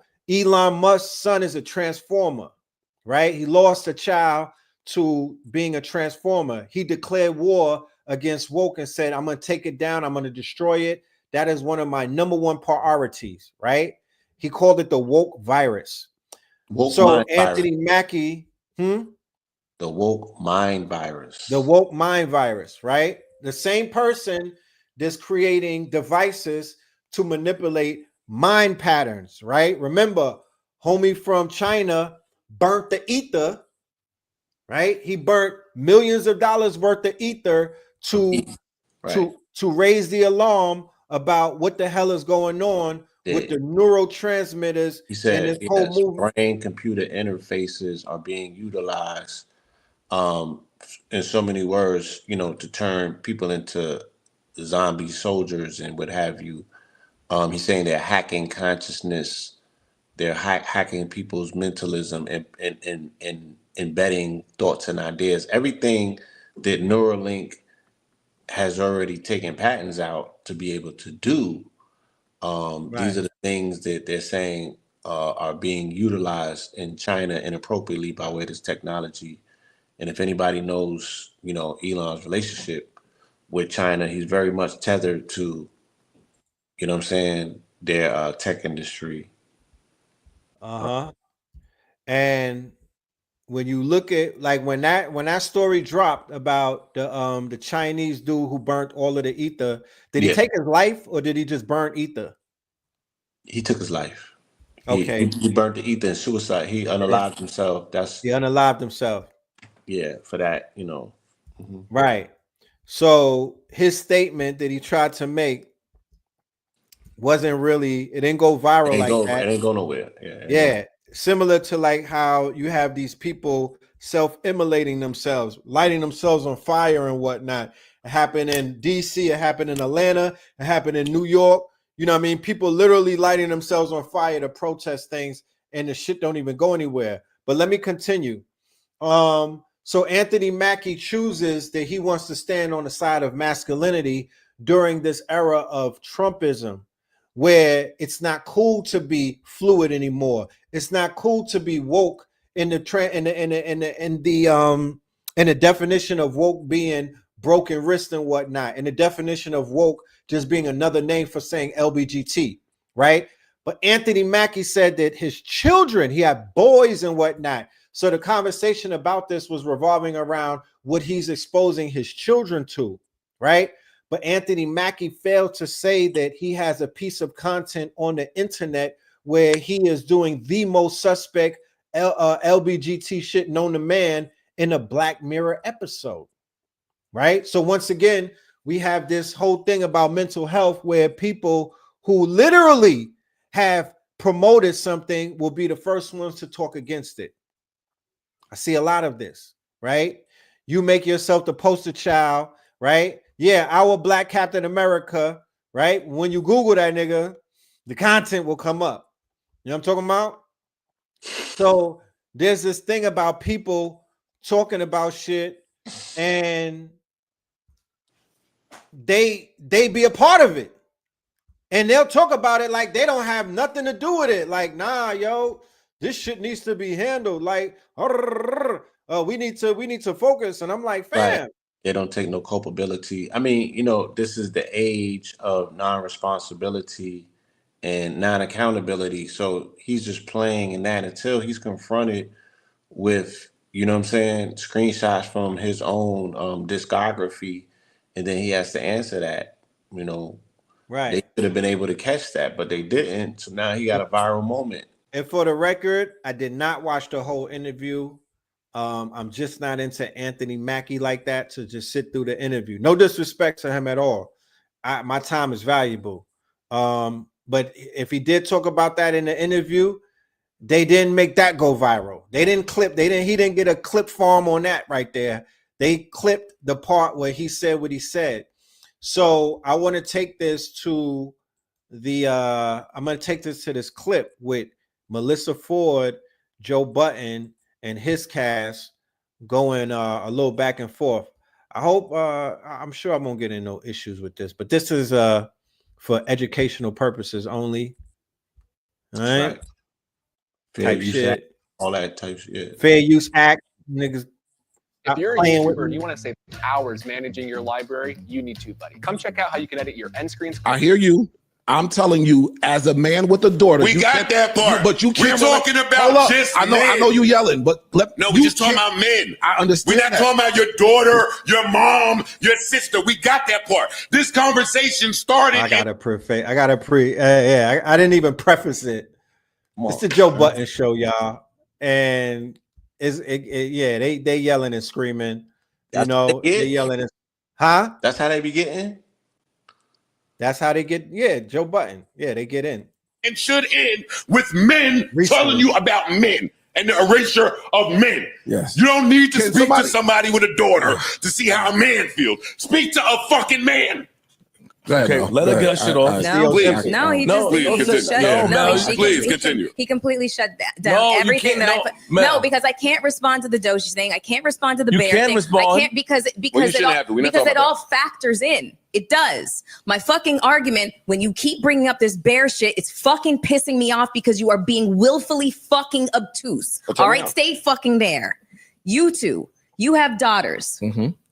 What is it that you are teaching your daughters in terms of when they go out into the world, how to conduct themselves? Only in terms of their sense of personal safety. Who do they need to keep themselves safe from? Who?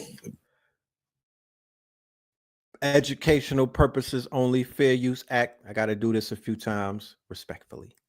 And don't just answer the question. People. Yeah, I was gonna say the world. Okay. The world. Can you be a little bit more specific? People. Like you said, I get where you're trying to go with that. I'm not sitting there, I'm not at that point yet, but it's not, hey, look out for men, look out for boys.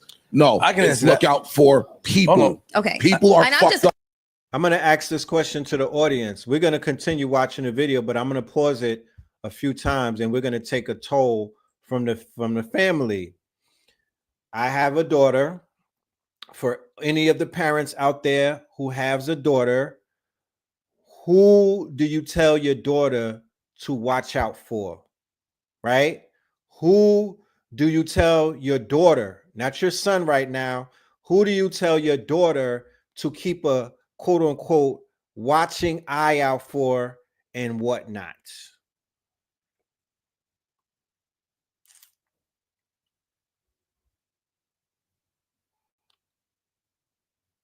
Everybody, stranger danger, men and women. I mean, considering we live in this world where women are literally beating each other's asses on Zeus every other day, dragging each other, stomping them out. You know what I mean? I'm talking about all of the shows on Zeus, goddamn it. Erica Mena, the baddies. So I would assume, I'm not saying what y'all should be doing, but you know, even if the child is watching these shows, then they know it's up from both sides of the fence. It ain't just look out for these dudes and whatnot. It's basically we got to look out for the haters, and they come in all shapes, sizes, forms, and genders, right? Definitely not letting my mini-me stay at any friend's sleepovers. They could come over to our house, though. I shaded that, all right? Bad people, negative people, people who make her feel like she has to fit. I shaded that. Huh? The black girls from Black-ish, Marisha or something. Okay. For some of the friends and family. Okay. All right. Let's be honest. They have a lot of SA and black community for years and years. Besides with the, of course, this is a known fact. This is a known fact. We're moving to a place of, you know, solutions. So these things do not occur unchecked. And, you know, these things do not, quote unquote, become exemplified and whatnot, you know. But in a society where the culture has co-signed promiscuity and prostitution as a job option, like as an option to you know, I've never seen this before in my quote unquote as gainful employment. As gainful employment, this is an acceptable employment at this. I've never seen this before. W-9 attached to it. Type shit. Let's continue with the combo. And I'm just asking you to specifically. Wait, hold on. I have a 15-year-old daughter. He can answer better than I have a 15-year-old daughter. I tell her to be on the lookout for people, jealous girls, but I also tell her to be on the lookout for older men that's trying to prey on younger girls, offering rides and stuff like that. Is that what you're getting at? I tell her that, but that's what you learn in growing up, and that's some men do that. No, and that is fair, and that is fucking accurate. I can tell you stories of when I was 11 and 12. No, fuck that. 8. We had a handyman that used to come to the house. And one day my father was just like, my parents worked. And my dad was literally like, he's coming to the house. Just give him the money for the work that he did, blah, blah, blah. He came to the house. I was there alone. He was drunk and he tried to do some shit to me. It was fucking terrifying because I'm in my own fucking house. And this is somebody that my parents fucking trusted. And he came there drunk and it was really fucking bad. That is just one experience. There's so many more that I can talk about that happened before the age of fucking 16 years old. The reality is that you can be in the safest environment and still there will be a situation that unfolds that where you need to teach your daughters to be careful of predatory boys and men. And I'm not talking about people. I know. Because Can I ask you a question? Can I ask you a question? Just wait 1 second. Anything can fucking happen. That story about the handyman, was your dad there for that? No, he wasn't. He was at work. It was during the day. It was like fucking noon or something like that. Mel, Okay, now so hold on. There are systematic efforts that are out there to discredit and silence. I'm not talking. But you have to acknowledge that too. I'm not. Mel, wait. Listen, you you should acknowledge the fact that there is a movement to discredit the black man, to discredit men. The straight black man. The straight, not just black men, the straight black man. Online, they're showing that women have all this power and women are in control of the home and the black man are not here to take care of Legislation says different. Legislation that's being Roe v. Wade being overturned, the anti-abortion laws. There is literally we're talking about social media that's being fed to our children. Okay. And now if you go on here, it's always something to discredit the black man. Mm-hmm. I'll get back to this. I'll get back to the conversation. What's going on with Melissa Ford? From anybody in the audience? Yeah, or can I speak to it? Yes. She's triggered, and like I'm gonna use an analogy, and hopefully nobody in the audience takes it the wrong way. Shake a bottle up, right? And that there's a cap that you put on the bottle, and that cap creates pressure between, wherever the opening, the oxygen, it builds up. So when you finally take that cap off, you're gonna have an explosion. Soda gonna be everywhere. So they were telling her prior, and I didn't see the whole clip, but they're telling, and you know what I'm saying, Joe. We know Joe Budden. We've been around Joe Budden, so we know with his parasocial but his social relationship is like with women, right? And he has a trajectory and a long record of where that goes and where that leads, right? Right. So he's telling this woman she cannot participate in certain conversations because they don't want to hear the perspective of a woman. I think that she was saying that they said that about Doechii. I wanted the exact opposite. When I was asked to speak about Doechii, I was like, you know what I'm saying? Let's filter this out and get a woman's perspective because I'm not a woman. You know what I'm saying? And if women are expressing their distrust, their distaste, their dissatisfaction with not only the experiences that they've had with melanated men, and we're looking at women and we're thinking that they're speaking about from when they were old enough to have relationships, right? We're not accounting the fact that niggas was trying to push relationships on some of these young women when they was 8, 9, 10, and 11. Right? So if 8 out of 10 women that we meet have been sexually abused or to some degree, especially from people that they know, there's a large contingency of men who have been getting away with murder for a long time. Yes. Right? That have been able to go under the radar. Some of them niggas have transitioned already and reincarnated as pieces of shit. So we know this based on the numbers. We know that this shit is behind the veil. You know what I'm saying? So what we're hearing is somebody who's clearly frustrated with men not willing to hear why they're frustrated or their frustrations or their input. She's being marginalized, right? And told you only speak when spoken to on these topics, right? When she feels I have input, I have insight, I have perspective that will help broaden this conversation. Because what do y'all niggas know about what women think? Right. So, hence the fact that she's cursing up a storm, right? Because it seems like she's at a breaking point. She's triggered. Being suppressed. Her suppression level, when she got to blow, she blow off the top. You know what I'm saying? Because what she had to say is not being valued when she got to say it. So she got to be loud and she got to cut through in order to say it and then speak to these men as if, and then the men want to make the conversation about them again. You know what I'm saying? This is a conversation about, for the most part, I would think. Well, when she was speaking, it was, they was this conversation was about David Mackey. Yeah, and Anthony Mackey and masculinity. Anthony Mackey and his sons and what have you. But again, the way that they preferenced the conversation, they pushed it on her, she felt the need that she wanted to express herself about how she feels about men and why she feels this particular way. She may have been going on a tangent, but she may have been waiting her entire life to share this information with someone who's willing to hear her out.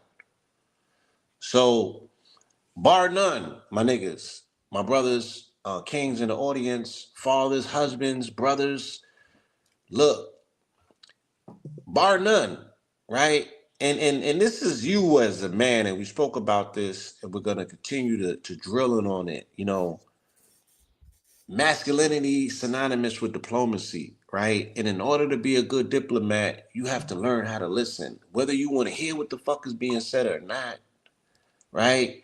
Our superpower that we have to in turn, that we have to practice, that we have to, you know, and it's going to benefit us in every area of diplomacy that we find ourselves in. Got to learn how to listen. You know what I'm saying? Don't internalize somebody else's pain, but we got to hear these people out, especially if we're showing up pretending that we want to help or if we got something to say. So I'm going to leave it at that. There are people saying that she's a video vixen. I'm just repeating some of the comments and whatnot. And somebody brought up Mia Khalifa in the conversation as well, right? And they're saying that she's been objectified her whole life. She helped push that type of culture. You know, she's part of the problem. Yeah, and I grew up, I was into video journalism. I was into all forms of journalism, you know what I'm saying, during the time of Melissa Ford's you know, rise as a vixen. And she was not a bird. She was not the prototypical video vixen. She held a lot of integrity in that vocation. She brought professionalism to the game. And these are the people who have worked with her to speak about her. So we are not going to dehumanize or demoralize or devalue a person by saying because there was a video vixen that they're supposed to be open and susceptible to different forms of abuse or suppression. You know what I'm saying? It's like because she was a video vixen, she don't have perspective. It should be like because she was a video vixen, yeah, she got behind a curtain and seeing how niggas really operate and what's on their minds. So she may have better perspective than the men sitting on the panel because she's seen niggas with their fangs out. Right. And she survived a lot of that situation without necessarily demoralizing herself or devaluing herself around men with quote unquote power. So yeah, she's a video vixen. And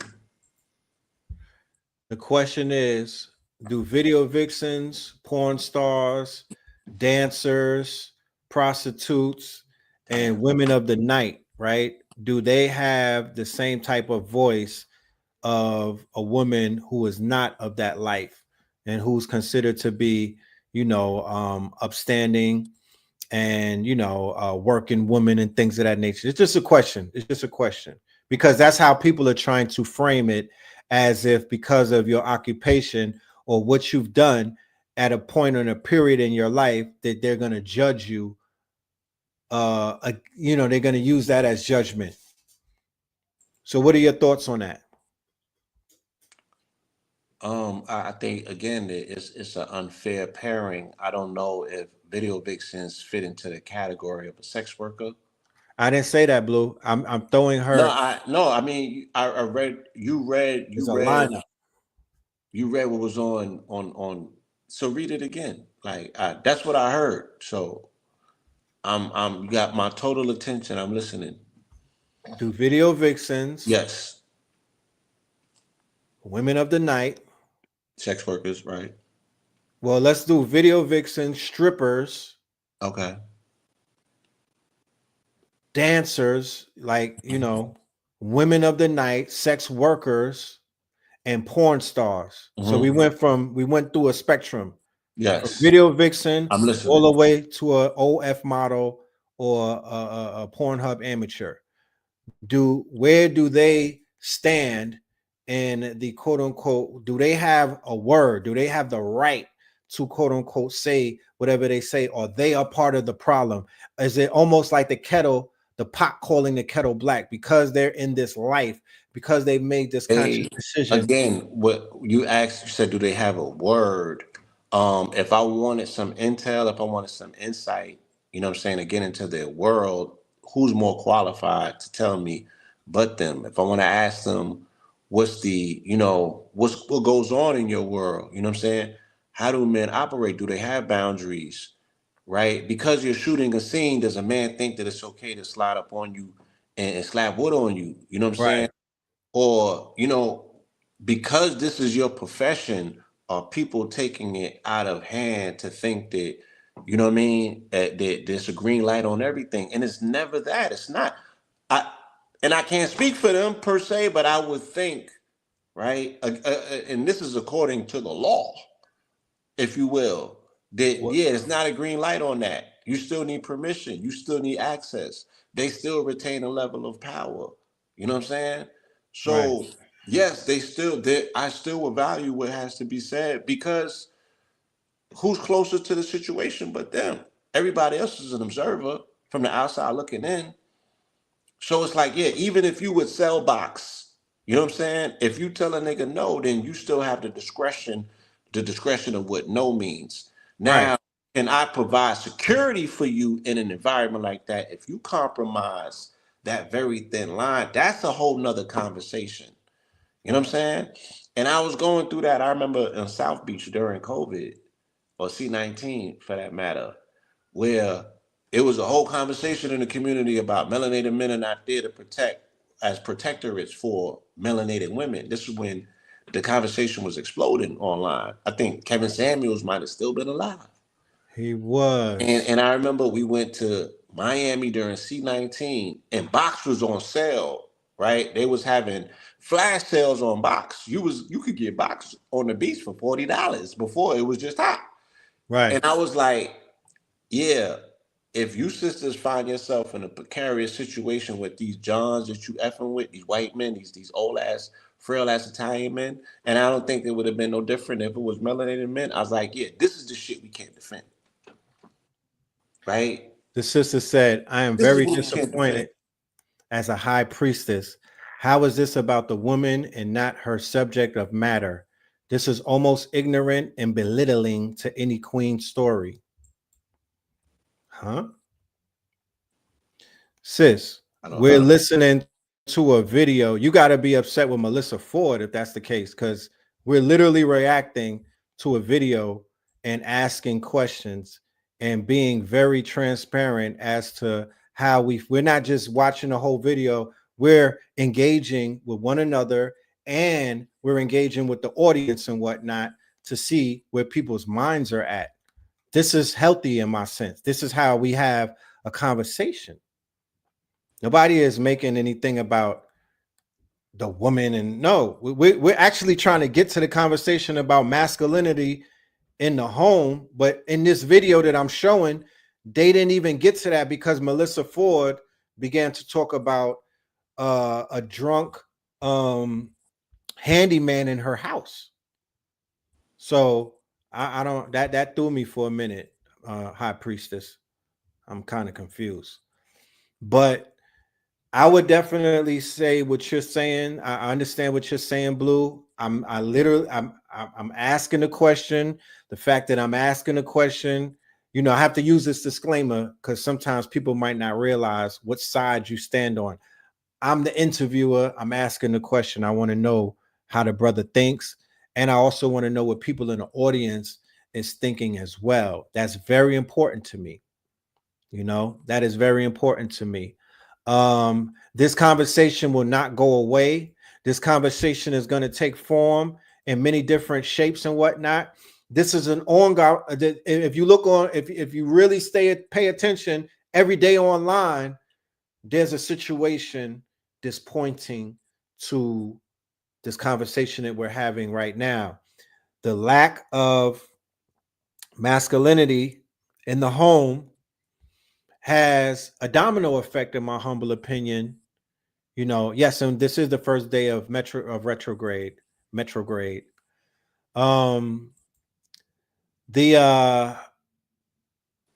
lack of masculinity has somewhat of a domino effect, Blue.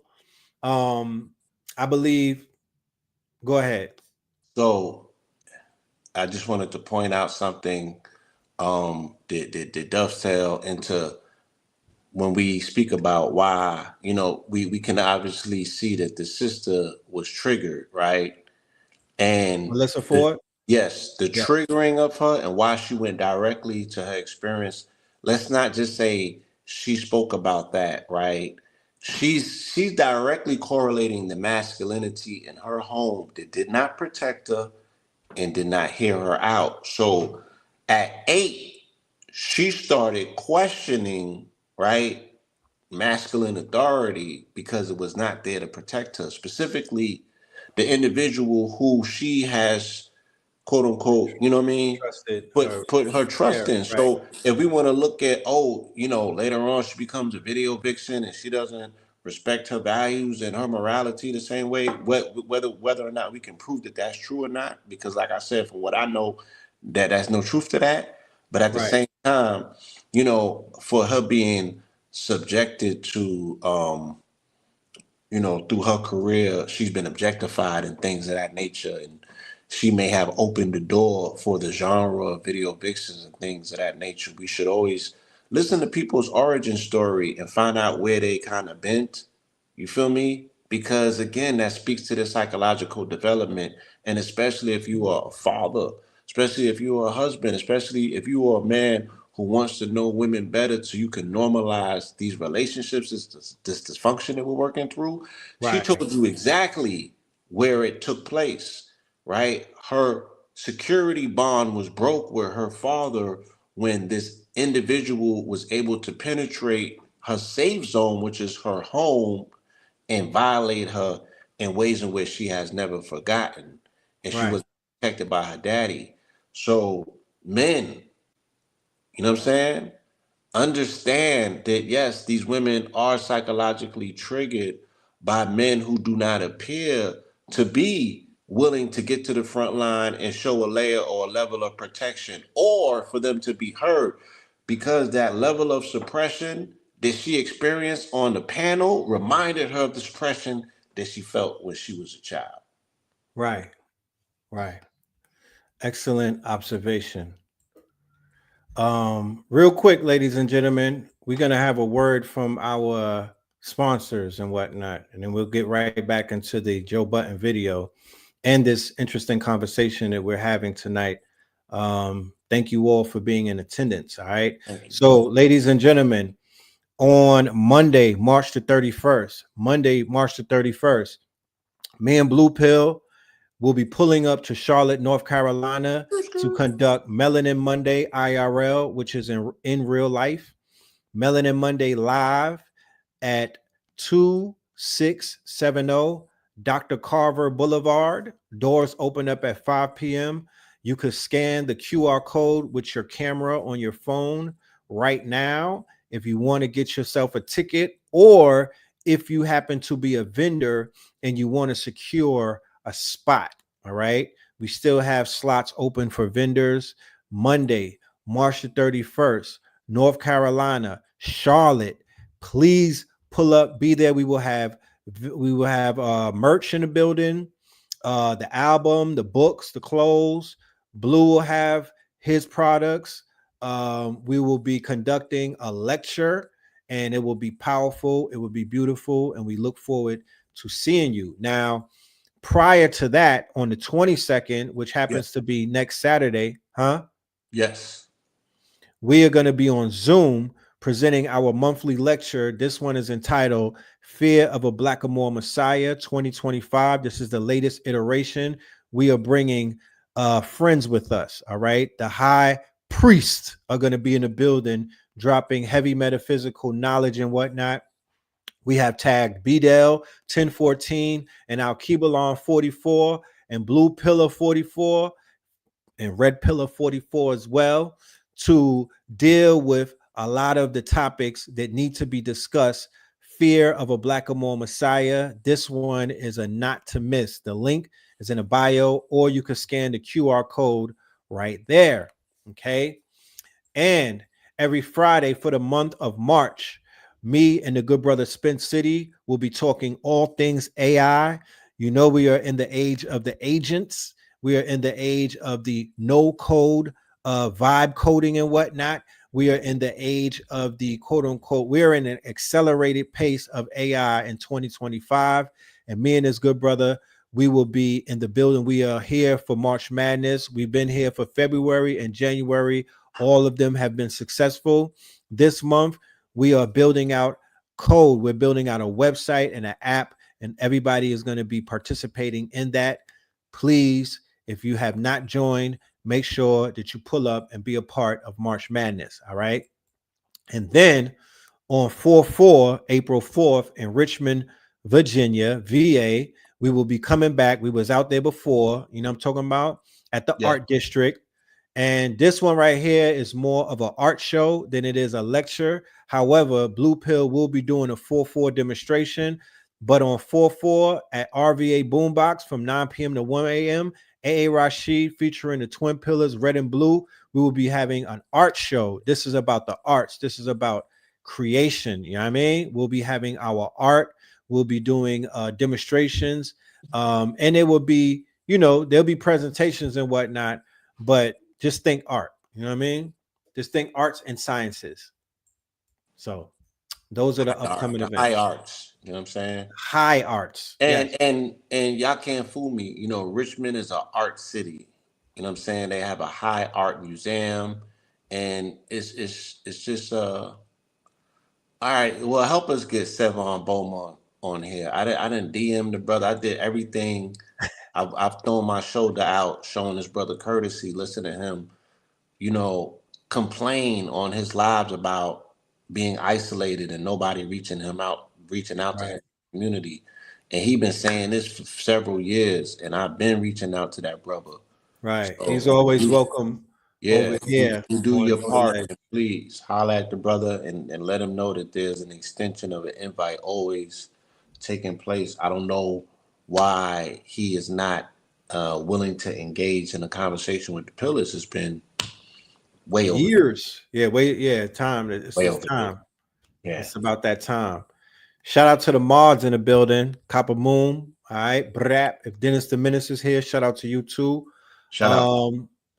The Buy Me a Coffee link. You should be able to find some of the tickets in the Buy Me a Coffee as well. And but it's also in the description, and we'll be dropping the links throughout the night. Let's get back to this interview and let's see what they have to say. You know that and I know that. So that's what the point we're getting at, is that there's something that's going on. Not taking away that there's not, we know that there's predators out there. We know that there's men out there that take advantage, but there's also a lot of great men out there that take care of their family, that provide for their children, that protect the home. And that's not being highlighted anymore. In no way, shape, or form am I fucking denying that at all. I all highlighted as much as possible. You don't when you say I'd rather be around a bear. Oh my God, literally. You don't though when you say that. Stop, because the fucking bear is literally just a fucking extreme metaphor for the high incidence rate of fucking sexual assault against women and girls. That's it. It is a fucking metaphor. Get over it, okay? No. That has nothing to do with the erasure of the concept of the straight fucking man. It has nothing to do with it. It has to do with sexual assault. Melissa That is Ford. it. That is it. That is all. That is it. That is all. But what does that please let me get this one word, please. And we don't have to yell and get hostile here. Okay, we don't have to. You're right, but I'm very frustrated by the way that conversation has been handled over the course of months over here, especially for somebody who has literally experienced it. Literally experienced it more times than Melissa I care to Ford, count. I'm going to say this in closing because I feel like we have rehashed the bear conversation a bunch. That's true. But if the bear conversation is being had through the lens of only sexual assault victims and victims of sexual violence, then you have now answered a question while erasing the rest of the field of men, good men, cornerstone men, legacy building great men. You are erasing that and answering the question through the lens of trauma and pain and horrible experiences with men.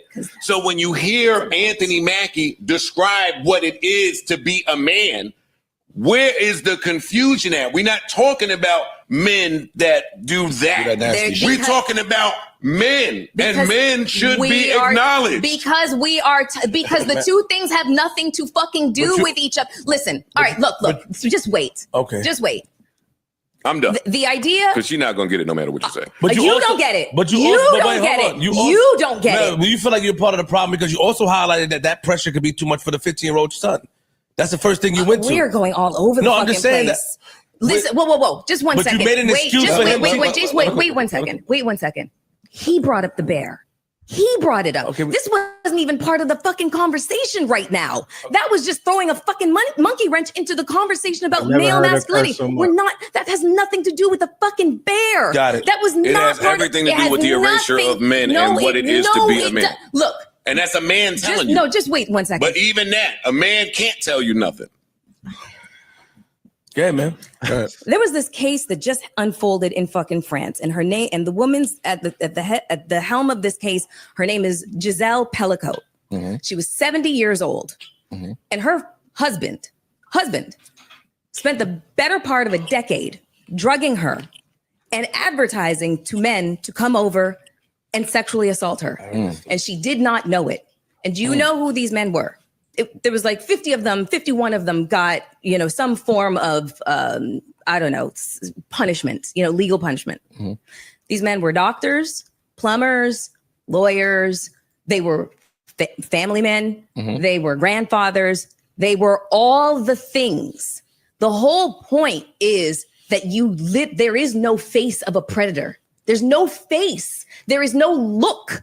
There's no nothing. You can't tell. So when women are talking about sexual assault, it has nothing to do with, be afraid of, men because they're just scary. It's just there's no fucking picture as to what a predator looks like. The predator can look like your next door fucking neighbor. The predator can look like your fucking father. The predator can be your uncle, can be your brother, can be anybody. That's the whole point. Which is more reason for Anthony Mackie to describe what raising a man looks like. Can I say that he does not become a predator? Can I say something to you, Joe? What the fuck? Here's my thing. Agreed. Here's my thing. Because that's really we are so used to looking down upon black men. Not saying you're doing it, but people is, because the first thing you said, and I said this when he said about what he's teaching his 15-year-old son, is that you made an excuse by saying that. It's not an excuse. Do you think I asked a question? You asked a question, sorry, ma'am, saying that, do you think it may be too much pressure on this child? Do you want to know why? We don't think that. Do you want to know why I asked that? We teach our boys. Do you know why? I want to know why you asked this is why I asked it. Yes, ma'am. Simple reason why.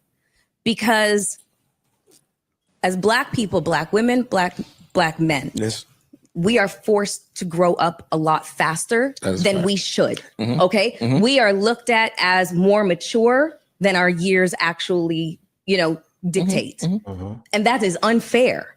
That's unfair to both black female children and black male children. They should be able and they should be allowed to have a childhood, full childhood. That was the only reason why I asked. Had nothing to do with him making a poor decision. I do get that, because on the flip side, the flip side of that be the girl that is maybe 13, 14, and you got to take care of your siblings now. Yeah. You're being forced to be because that's some of the positions that society afford to people. And I understand that, but Anthony Mackie is very, very rich. He has a lot of money. He has a lot of access to things. I'm just talking about him specifically. Okay, I'm not talking about, say the single mom who's got several children and she's got to work 2 jobs. And yes, then she relies on her children. Mm-hmm. And I understand that. I'm not talking. Is that an exception? Do you give that an exception? And I will give him that he could be considered an exception to the rule. That was the only reason why I asked that question. Okay. And it had nothing to do with,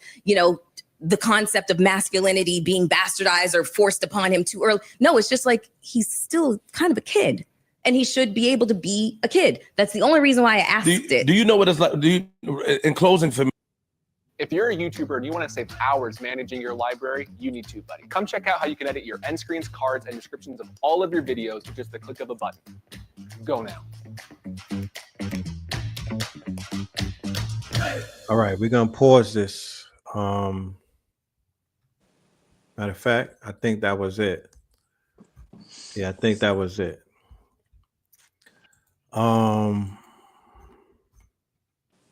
Yeah, that was heavy, you know. That was, I never heard her use so much profanity to that degree. You know what I mean? You know, there's a lot of pain in her voice, and yeah, I definitely can hear it. And people are saying that that's a result of a real slick move that Drake did, where he kind of like he began to sow chip away, seeds right? of discord. He talked about her on his album. You know what I mean? He bigged her up. You know, he did that you know that scorpion shit. You know what I mean? I'm gonna throw a rock in the pond and whatnot. So he kind of got her looking at, you know what I mean? Like, oh word, I'm the baddest out the six and all of that. So like she went and followed him and you know, all of that petty, all of that little shit. So it's like now people are noticing ever since that she's been a little jumpy at Joe. She's been more short with him, like, you know, using the profanity and shit like that, you know. But yeah, she's becoming unwound, you know. Unwound is what, yeah, kind of unwound. I look, I want to see if they'll still be together in about 60 days. You know, looks like a little internal strife going on inside of that camp. Does she need healing? Absolutely. Yeah. Absolutely. She's asking for it. You know what I'm saying? Right. And then again, you know, I'm not even gonna say what I was gonna say because it's subjective. You know, for me to say she was looking for healing in the room, she you know what I mean? It's kind of hard to tell because she was raving, she was raging and raving. But again, it's the frustration. You know, it's frustration. That's why you hear her, you know, using the expletives. It's frustration, and she But wants let's to be keep the heard. buck. She wants not only be heard to be received, and you know, them niggas is too cool. They turned on their reserve, and Let's keep it a buck. Joe is a notorious woman beater. Let's just keep it 1,000, bro. I'm not gonna pussyfoot around it. I'm not gonna put lipstick on a pig. Joe is an abuser, bro. Yes. Verbally, but Yeah. he put hands and feet on a few of them women and whatnot, and we can't ignore that. No, not at all. She knows some shit about him, and she's speaking from a place where it's like, come on, fam. Like, let's stop the fucking bull. Let's stop the performatives. And you know, she just won't come at him directly like that. I said, yeah. And on top of that, these niggas is laid back in reserve. Queens flip, Joe. He did some egregious shit to Esther Baxter, and I'm not here to put nobody's business out there. Right? That's a video Vixen. Tahari, that's a video Vixen. Right? And we know he has several other of them. The new girl who I follow on IG before, she's somewhat like a Vixen, and they got a program, a couples program, and it's cringeworthy. Oh. The way, because she a Scorpio, and the way that she's getting at him, it's like, come on, Joe, you didn't think this through? Oh yeah, Sin. No, was he with Sin? Of course he was with Sin. Yeah, he was with Sin. She's something like a Vixen. Right? And destroy all of these people in public on social platforms. Right. You know what I mean? So again, Melissa would be like, yeah, Joe is the last nigga you should be going to look for sympathy because he obviously don't have it within him. Yeah, Tahiri, you know, he's dog walked the majority of these women that have been in Vixen positions that other men have, you know, fetished and craved over. You know, he stepped on them.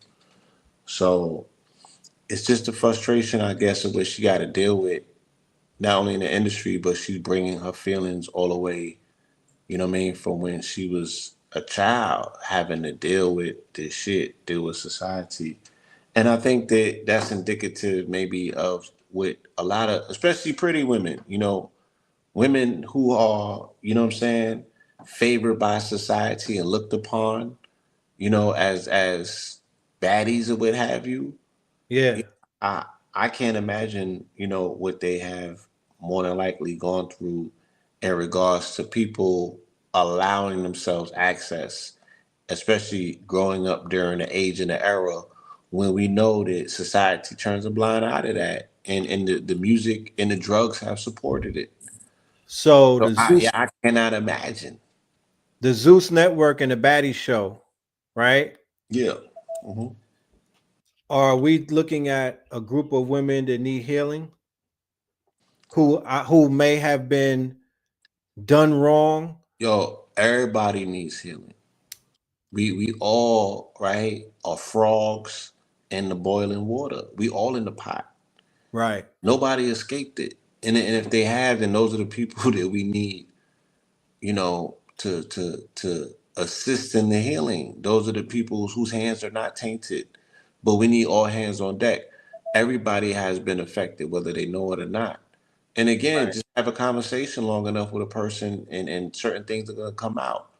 Our programming is off, right? Regardless of whether we, you know, my hands is dirty, whether I got, you know what I'm saying, all the way engaged and involved, you know, whether I got a strike on my record or not. Right. I know that there's something mentally that may potentially be off based on the exposure that I have, the normalization of dysfunction. I could fall back on my training and be like, shit, I'm just gonna act the way that I've been trained to act and use that as an excuse. But here I am, I'm fighting through it. You know what I'm saying? I'm doing the best as I can. I pretend like I'm the father of a daughter. You know what I'm saying? That's the level of protectionism that I be wanting to put on women that I see clearly in distress, that don't know how to ask for help. You know what I mean? Right. Because they haven't been listened to forever and a day. Or, you know, the help that they have, you know, the shit that they live in a society where everything's transactional. So even for them to get help, and I be seeing that shit, it be the ones that do come to me that want to share shit. You can tell those ones be wanting to, you know what I'm saying? They want to offer something for payment that I'm not even there to receive. And I be like, you really need healing. You know what I'm saying? You really need healing because you in a state of distress and you still are looking because you think that my help is transactional. You still trying to, you know what I'm saying, open up. Shit is crazy. Right. Yeah, interesting. Yeah, like the world is over sexualized and it's just too much at this point. It's like the trade-off is not worth it. It's not worth it. It's not worth it. And it's gutter. Not worth it. It's C gutter, you know what I mean? It's not even like they giving you healthy sex. It's some gutter shit. Yeah, it's not worth it. Yeah, it ain't worth it at all. Let's do a pivot into the world of Dr. Umar. You know, because we're talking about parenting. We're speaking about parenting. We're speaking about melanated men being there. I don't got no excuses. But going into the Umar thing, this is where I want to onboard it from the Druski show. Okay. Which went viral, right? It went viral. He did like 7 million on his episode. He was on, just as for context, Dr. Umar was on Druski's, and Druski is a comedian. For anybody that don't know, he's of the younger generation. He has a YouTube channel, millions of followers, maybe one of the top comedians out of the new batch. and he has a spoof reality show that's sort of like Flavor of Love. It's basically Could Have Been Love and whatnot. It's a play off of his Could Have Been series. So Umar came on episode 3, and he basically was doing a diagnostic of the girls in the house. And it's the same, they basically took the same playbook from Flavor of Love. Now, for anybody in the audience who may not be familiar with how Flavor of Love was set up, Flavor of Love was one of the first reality shows. And Flavor of Love was one of the shows where they would take a person's name and basically give them like a title, like, yo, your name is Chicken Head. You know what I mean? And Flavor of Love was also one of the first reality shows where the women aesthetic wise, meaning their wigs, the way that they looked, the way that they were dressed, it was almost indistinguishable from the porn actresses of that day, right? So Flavor of Love, right? Coincidentally, the same person from Public Enemy went ahead and got in bed with these people and did a reality show where he was completely diminishing the character of our women, or women in particular, right? So fast forward today, they take the same formula. That's where Miss New York comes from. Remember New York, Miss New York, and the whole other cast. So yeah, he's the precursor to the Bad Girls Club, because they were fighting, they were spitting, they were scrapping, they were showing, they was fight. How you fight with no drawers on? That's some new shit. It was a spoof, right? And Bridget Nielsen. That's where Hoops got Yeah, shout out to Hoops. Bridget Nielsen. Anyway. So fast forward to the Druski show. He got the same lineup, same type of lineup, where he got the same girls. They're giving them crazy names and whatnot. There's midgets. There's AGs. There's what do they call them? What's the girls? The girls that like girls that are manly. Butch. I don't want to use that word because that's not what. I'm totally out of. Yeah. Well, anyway. He's on there with I call them the AGs, the aggressives. That's the AGs. He got Meatball on there and a few other girls. Studs. There you go. That's he's with the studs. Yeah, I'm right? So politically incorrect, family. I gotta forgive me. So remember, Druski is a spoof person off the rip. He's spoofable and he's doing spoof shit. So him being with studs is part of the spoof thing. So they had Umar there as a psychologist. And he was diagnosing, so he was shutting down all of the pink toes. Like, nah, wait, brother Druski, you need a black queen in your life. We don't play in the snow like that, type shit when the cameras are on. You know what I mean? Like, we not on that type of time, Druski. So he was telling the girls this to their face, and they was getting upset. It was a Lebanese girl who had a BBL, and there was some other girls, and they was like, "Oh, he's so racist! Oh my goodness." I don't believe he asked me why do I like a black man? He don't know all I did with his black man. And it was like white trash girls, bunnies and whatnot. So that went viral around the same time that his daughter's video went viral. Black queens forever, snow bunnies never. That's a soundbite, you know what I mean? So before we get into the whole thing, you got to remember who Umar is in the context of Black America. Umar, prior to what just took place, right? Prior to that, Umar was Unc to the YNs, right? He has an aura to him that the YMs fuck with on TikTok, on IG, on a whole bunch of other places and whatnot. Even the Ratchets was rocking with Umar and whatnot, right? The allegations that people were throwing on him. Swamp Izzo. Yeah, he was Swamp Izzo to the YNs, you know what I mean? And the darts that they were throwing at him about the school and all of these other things, race bait, none of that shit was sticking because of the aura. He was on stream. He was on one of these young niggas stream going hard, you know, all of that stuff. And then he ran into his kryptonite. He ran into his kryptonite, and it was if he's the prince of Pan-Africanism, it was the princess of Pan-Africanism that kind of like clipped him in his wings and exposed his aura and took his aura from him.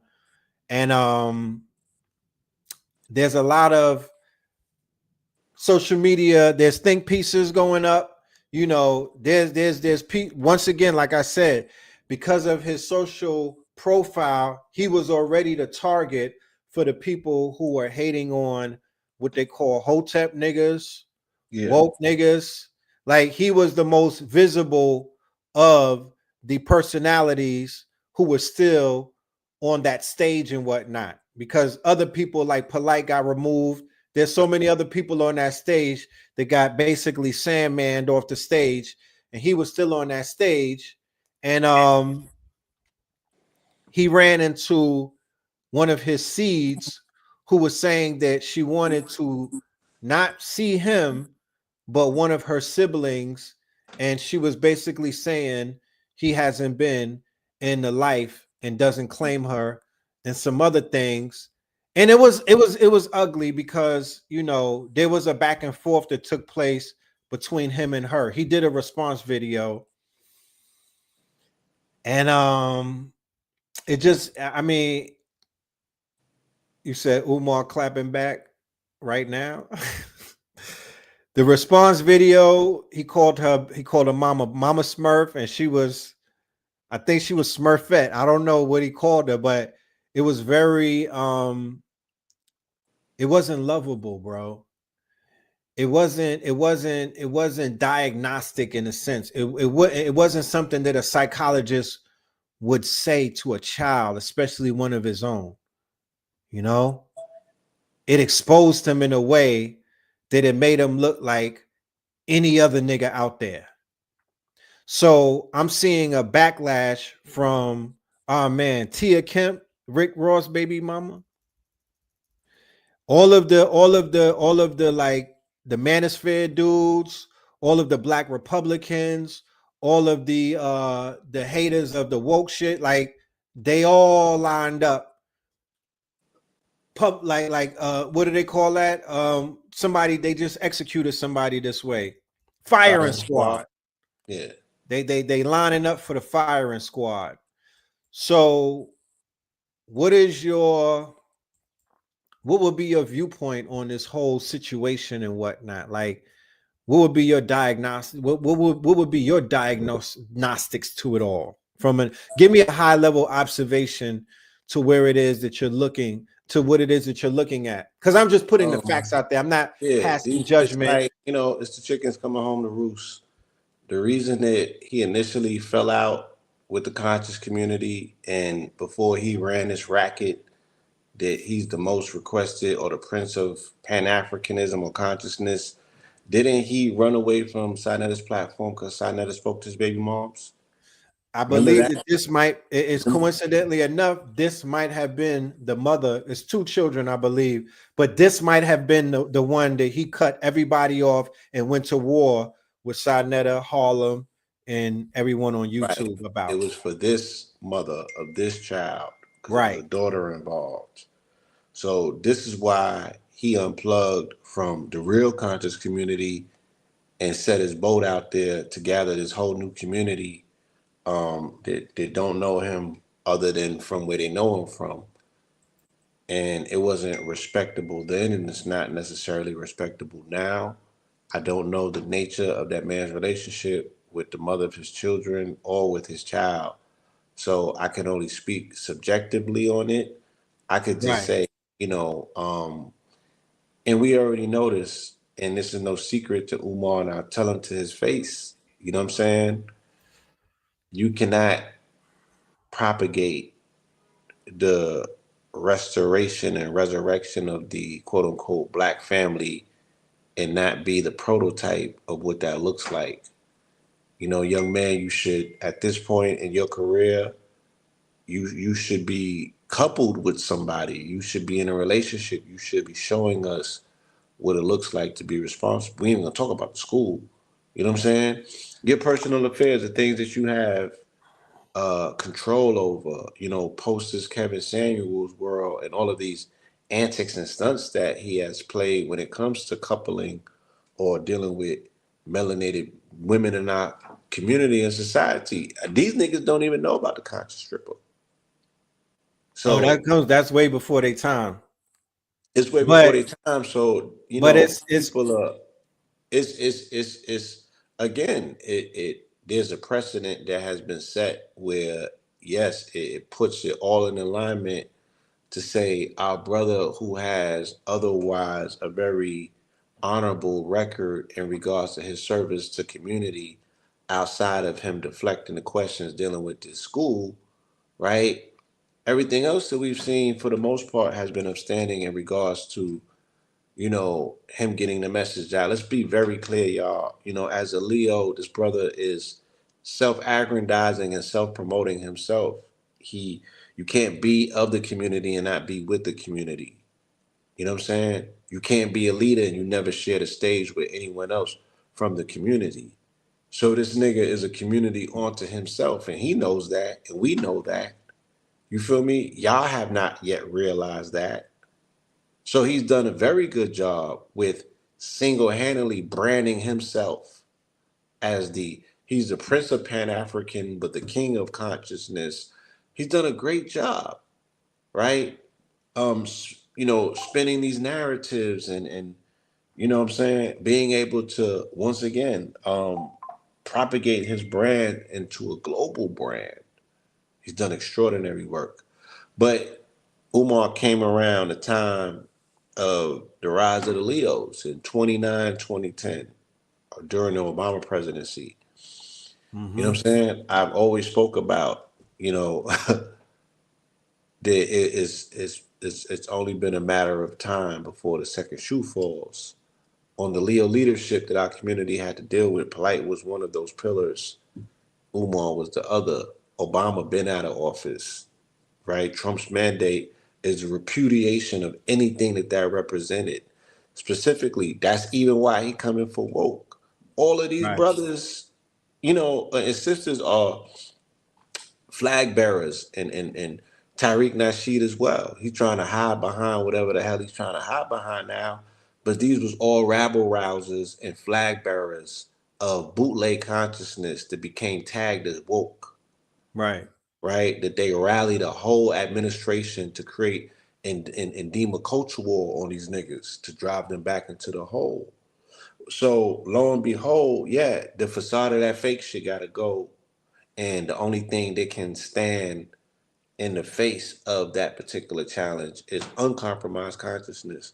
And I don't know if that's what the brother represents, because he's very much an individual. You know what I'm saying? Right. And that level of ego as a Leo, that level of self-aggrandizement, and the nigga who believes his own story, that's who you are hearing respond to their daughter. He's not being a father, he's being a public figure, and he's protecting his brand rather than protecting his relationship with this young lady who seems like she's very opinionated. Right. Yeah, nigga, they're gonna fuck around and give her show. Oh nah, she about to do you know she about to do the Tasha K. Yeah, they you know that she about to do the Chitlin circuit. The Chitlin circuit, bro. She about to do the impossible beyond Chitlin circuit. They gonna you know what I mean? Yeah, it's gonna be ugly. They booking her flight as we speak with us. They got her on Spirit Airlines through Skip Lag. You know? Yeah, so you know, at this time, again, when we really need leadership, you know what I'm saying? When we really need a voice that's uncompromised on the scene, that's gonna have to be you know, the alternative to what these people is, utilizing as their bully pulpit, we can't have nobody, there's compromise. You know what I'm saying? And again, that, the brother is an amazing orator. The brother's an amazing historian. You know what I'm saying? But yeah, Yeah, shit is crazy. He's not, you know what I mean? He has not had a successful run of melanated relationships in community continuous. This is like the fourth situation that has come to the surface, and none of us, I'm not holding politics over the punani. That. Huh? Politics over the punani. Yeah, so he got a fault. You gotta die on that sword, because he propagated so many, he's a slogan, so many sloganisms have come from my brother dealing with functional relationships, right? Again, getting at these women, you know what I mean? And it's like, if you gotta be careful with that, bro, you know what I mean? You've already been warned about that multiple times. You've been able to go backdoor with a whole new community and create a whole new through line, a whole new situation. And it's, again, even in this new space that you're in, it's only a matter of time before your past catch up. You can't outrun it. Handle your business like a man. Show these young men in the audience that are looking at you what it looks like to normalize your relationship with your child and the mother of your child. Because that's what the majority of them are going through. Or you gonna let these niggas be raised by Andrew Tate. You know what I'm saying? So it's like, oh, yeah, we need you to be responsible. We need you to be the version of Umar that Umar wanted to see. Well, because I think that nigga talk to himself in the mirror every day, so I can't be like. And shout out to Umar, man. You know what I'm saying? We provided Umar with his platform from day one. I think he might even launch that campaign with the damn school on KTL, right? So we not taking shots, and I'm not speaking about somebody that we don't know. A. Rashid, our cousin, opened the door and brought this man in, right? Brought his DVD from Baltimore to Sinetta and put him on the platform to him. So I was there when he got platformed. I was there when he got discovered, matter of fact. Right. So I'm not speaking out of hate. I'm not speaking about someone who doesn't want to see this man win. You know what I mean? We've always thrown blocks for him. We've always kept the lights on just in case. For sure. Right? But this situation, yeah, I think that we need to see another version of our brother. I think we need to see a level of hubris. You know? And again, I'm projecting because I can't tell this man how he should show up in his personal affairs. Because we don't know the story. Yeah, we don't know the story. But as an audience member, if I have something to say, yeah, I would want to see that man embrace it and shower that young woman with the love that she needs. You know what I'm saying? To feel included. Cause you out here, what the young people say, you got Riz. You feel me? You social media accessible on all platforms. You a viral sensation. Right. Why is that young daughter of yours not being able to enjoy, you know what I'm saying, and the benefits of having a father that's caring and loving? So I think, for the sake of other people that want to see normalized relationships, that brother can do better. You know what I mean? And that's not asking too much. No doubt. Yeah, I appreciate your take on that, respectfully. Did you hear the story about the twins in Georgia that got found dead on the summit of a mountain? I absolutely did, and it makes no sense why I have so many questions. You know what I'm saying? So I'm all ears because I can't rationalize it in my mind. Did you hear the story about our sister Angie Stone did not die in the actual car crash?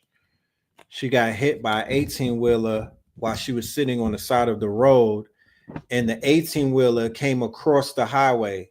So she was sitting on the side of the road that was going this way, and the 18-wheeler came across the divide, across the lawn, and ran her over. She's the only one that died in that accident out of all of, she did not die in the car crash. She was ran over by an 18-wheeler. They have not arrested the driver, or if that driver was arrested, it was not shown. There's no mugshot. There's no dashboard footage of her being hit by the truck. So she was targeted, if you were to ask me, because she basically already came out and said that they were after her and that they were on her. This is something the family didn't share. This is something that the survivors did not go live and share anything. Nobody talked about the fact that she didn't die in the van. When they just had her funeral, I seen Tyler Perry up there. I didn't see, I was looking for, you know what I mean? What the fuck, did D'Angelo show up? Like, where was all of the soulful people? Where's all of the neo soul niggas at? Why is Tyler Perry talking about our beloved sister, bro? No disrespect to anything, but it's like, Tyler Perry? So the family didn't make any statements about that. Yeah, I do think Jaguar Wright has something to say, but you know, that's a whole nother thing. Yeah, there was a white lady. Yeah, there's a white lady who has videos online who was driving and seen the situation, pulled over, saw the whole thing, and she was the one that was speaking on it. She was the one that was talking about it, how she got hit by the truck.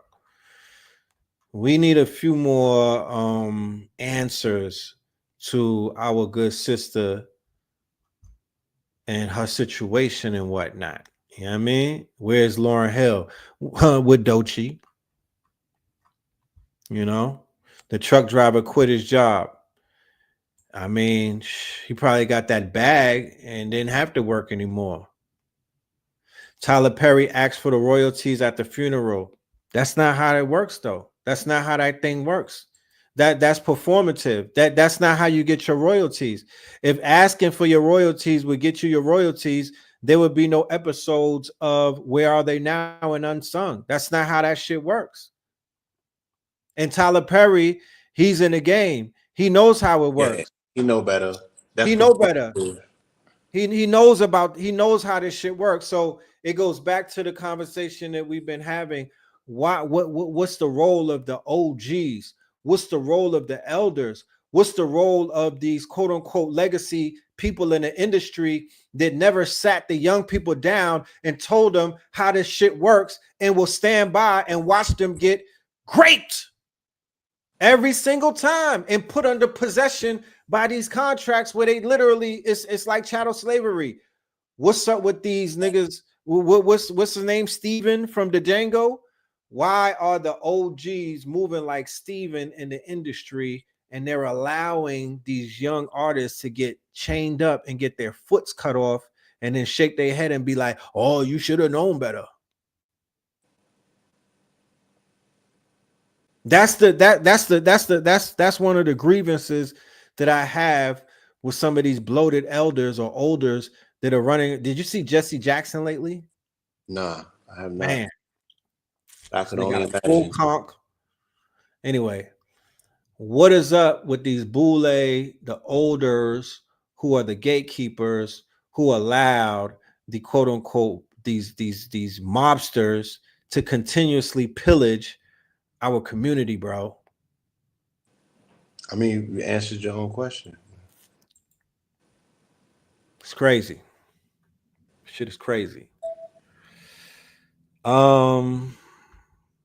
So yeah, I want to end it on the situation with the twins in Georgia on top of the mountain. Yeah, I mean, you know, that's crazy. It just sounded crazy. You know what I mean? It just sounded crazy. It sounded like the young boy Kendrick that they found wrapped up in with his organs missing. With organs missing in the wrestling thing. So none of it makes sense. You know what I mean? None of it makes sense. I watched a press conference with the family, and they said that, you know, they was not even like hikers, and none of it makes sense. You know what I mean? So there's just so many questions. Right. And I've been waiting to hear more Right. information before I speculate, you know what I mean? Because it don't make sense. They missed the flight to Boston. They were supposed to go to Boston to see family members.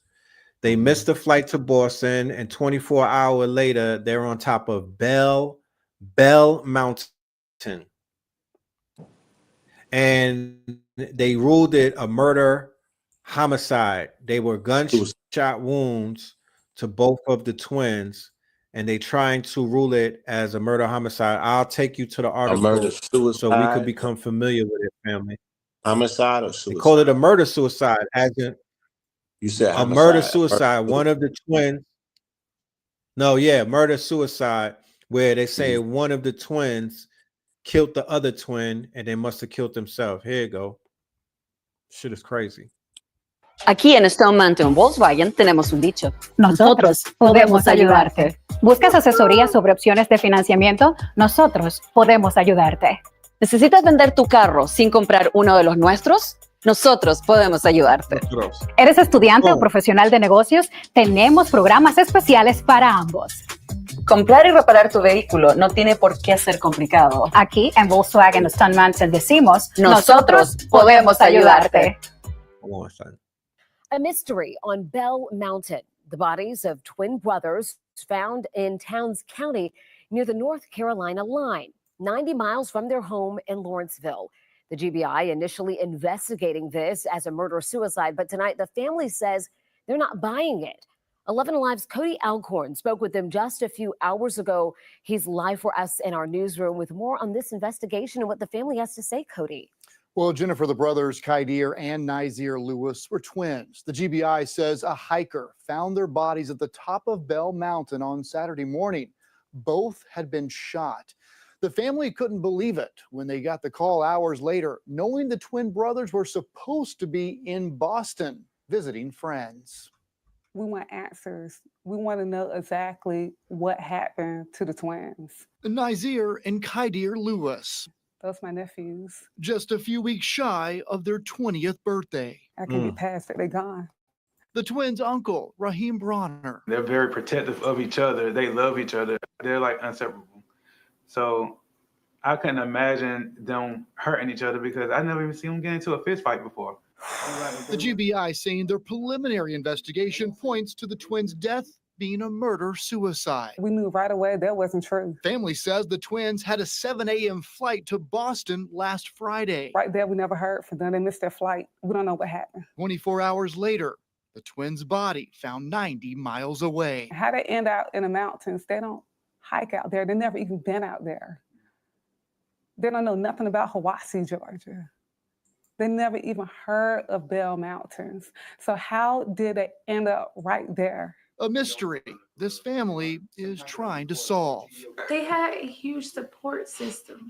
Like, we know them that they wouldn't do anything like this.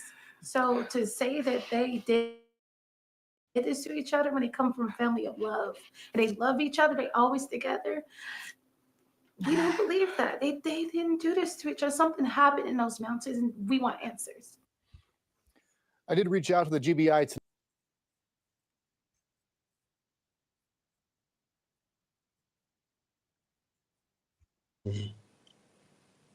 Yeah, in Arizona is Bell Point Mountain, I believe.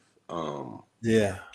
If I'm not correct, but that's a good observation that somebody made. Arizona and Georgia's both on the 33-degree parallel line, and they both share red clay, and they have a lot of different, interesting connections. But yeah, I'm gonna look into Bell Mountain. Yeah, it's not their autopsies that will solve the case. It's their phone records, and some other things. Like the autopsies are inconclusive if there's gunshots. It's like, bro, what are you gonna tell me that we don't already know?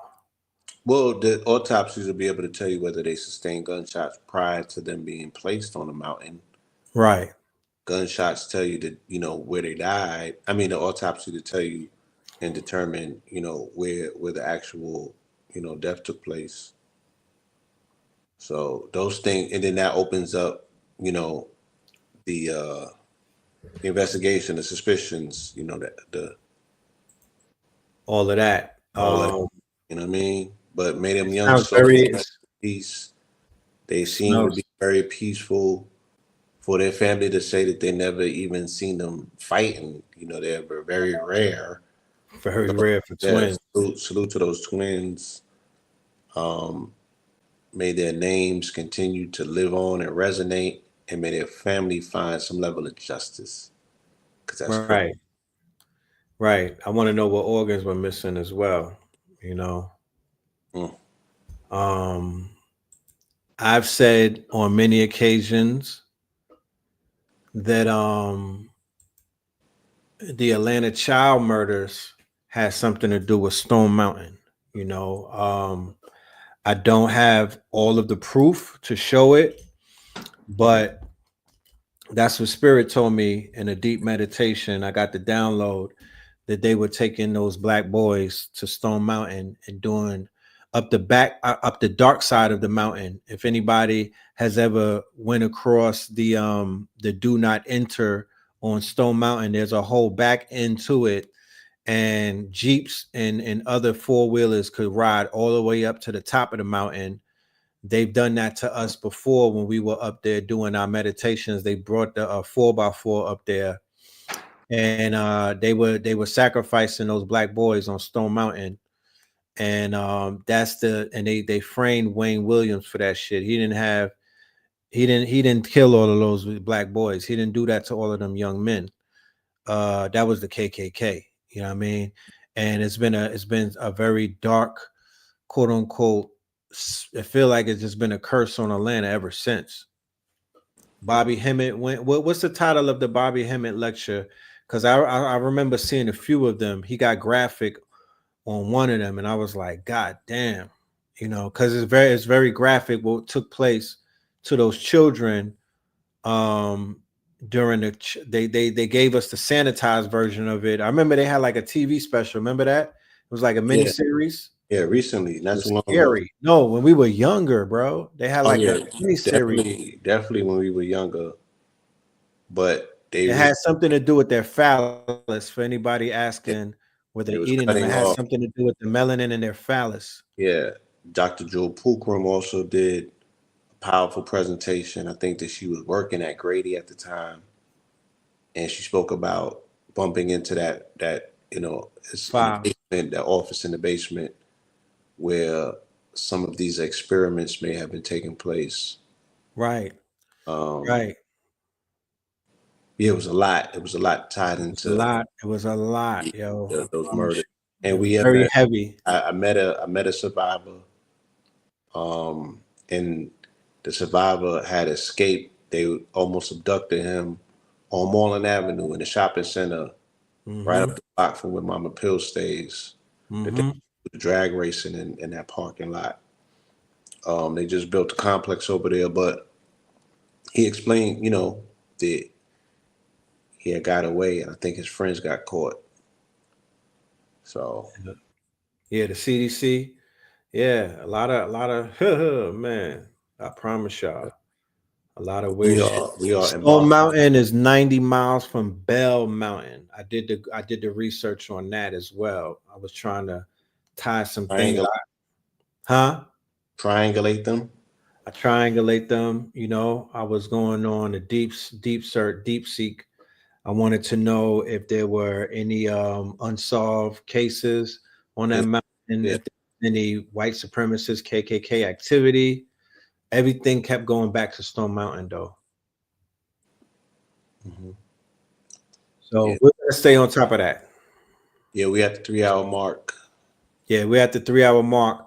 I look forward to seeing all of y'all in these upcoming classes that we have. We're putting in a lot of research. You're not seeing us that much on the YouTube because we've been working behind the scenes, putting all of this together. Shout out to everybody that got the album, the 44 Tops. Shout out to everybody that supported the clothing line. I appreciate you. We will see you once again on Saturday. Look out for some upcoming shows. Before that, we'll have the good brothers on board. One more again. AI Accelerated every Friday. Every Friday with Spence City on Zoom.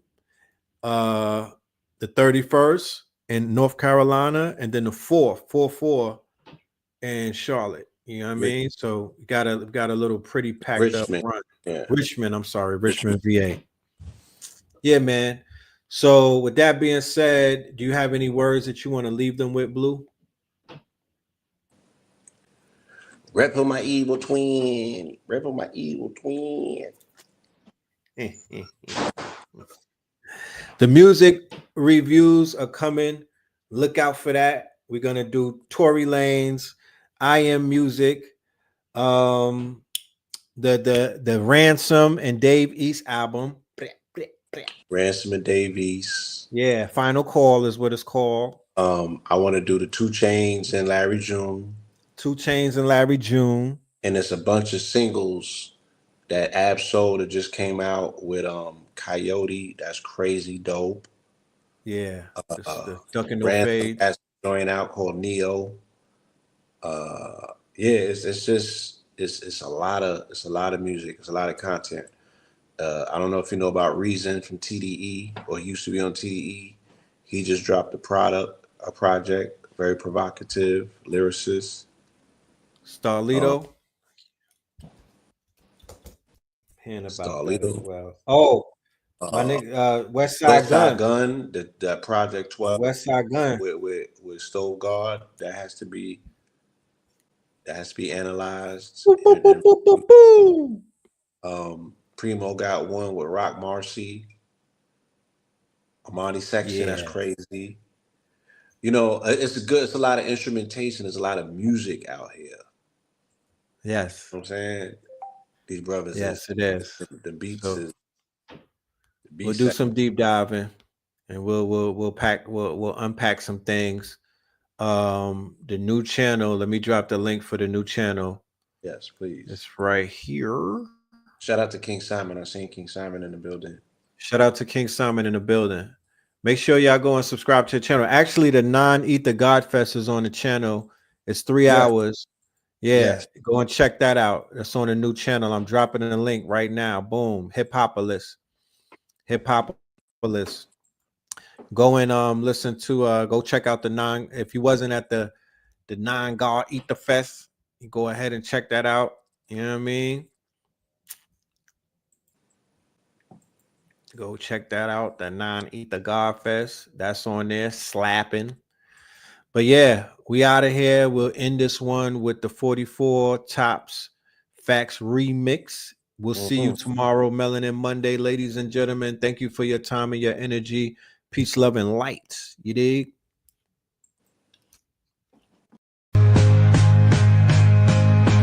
Red, blue, purple light. Red, blue, purple light. Friends, facts. Red, blue, purple light. Friends. Red and blue, purple light. Friends, facts. You can get to know the ledger.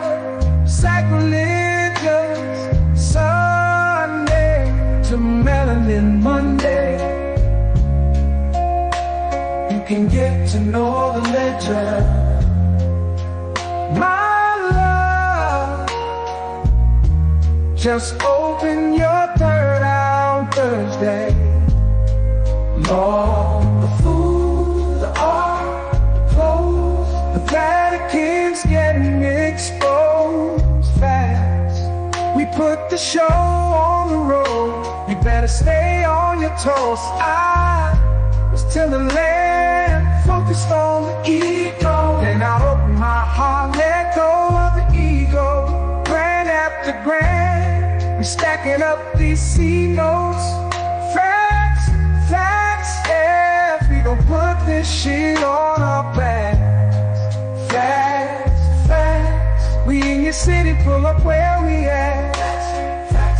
Peace, love and light. Peace, love.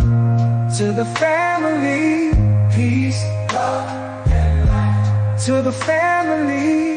Peace, love and light. To the family.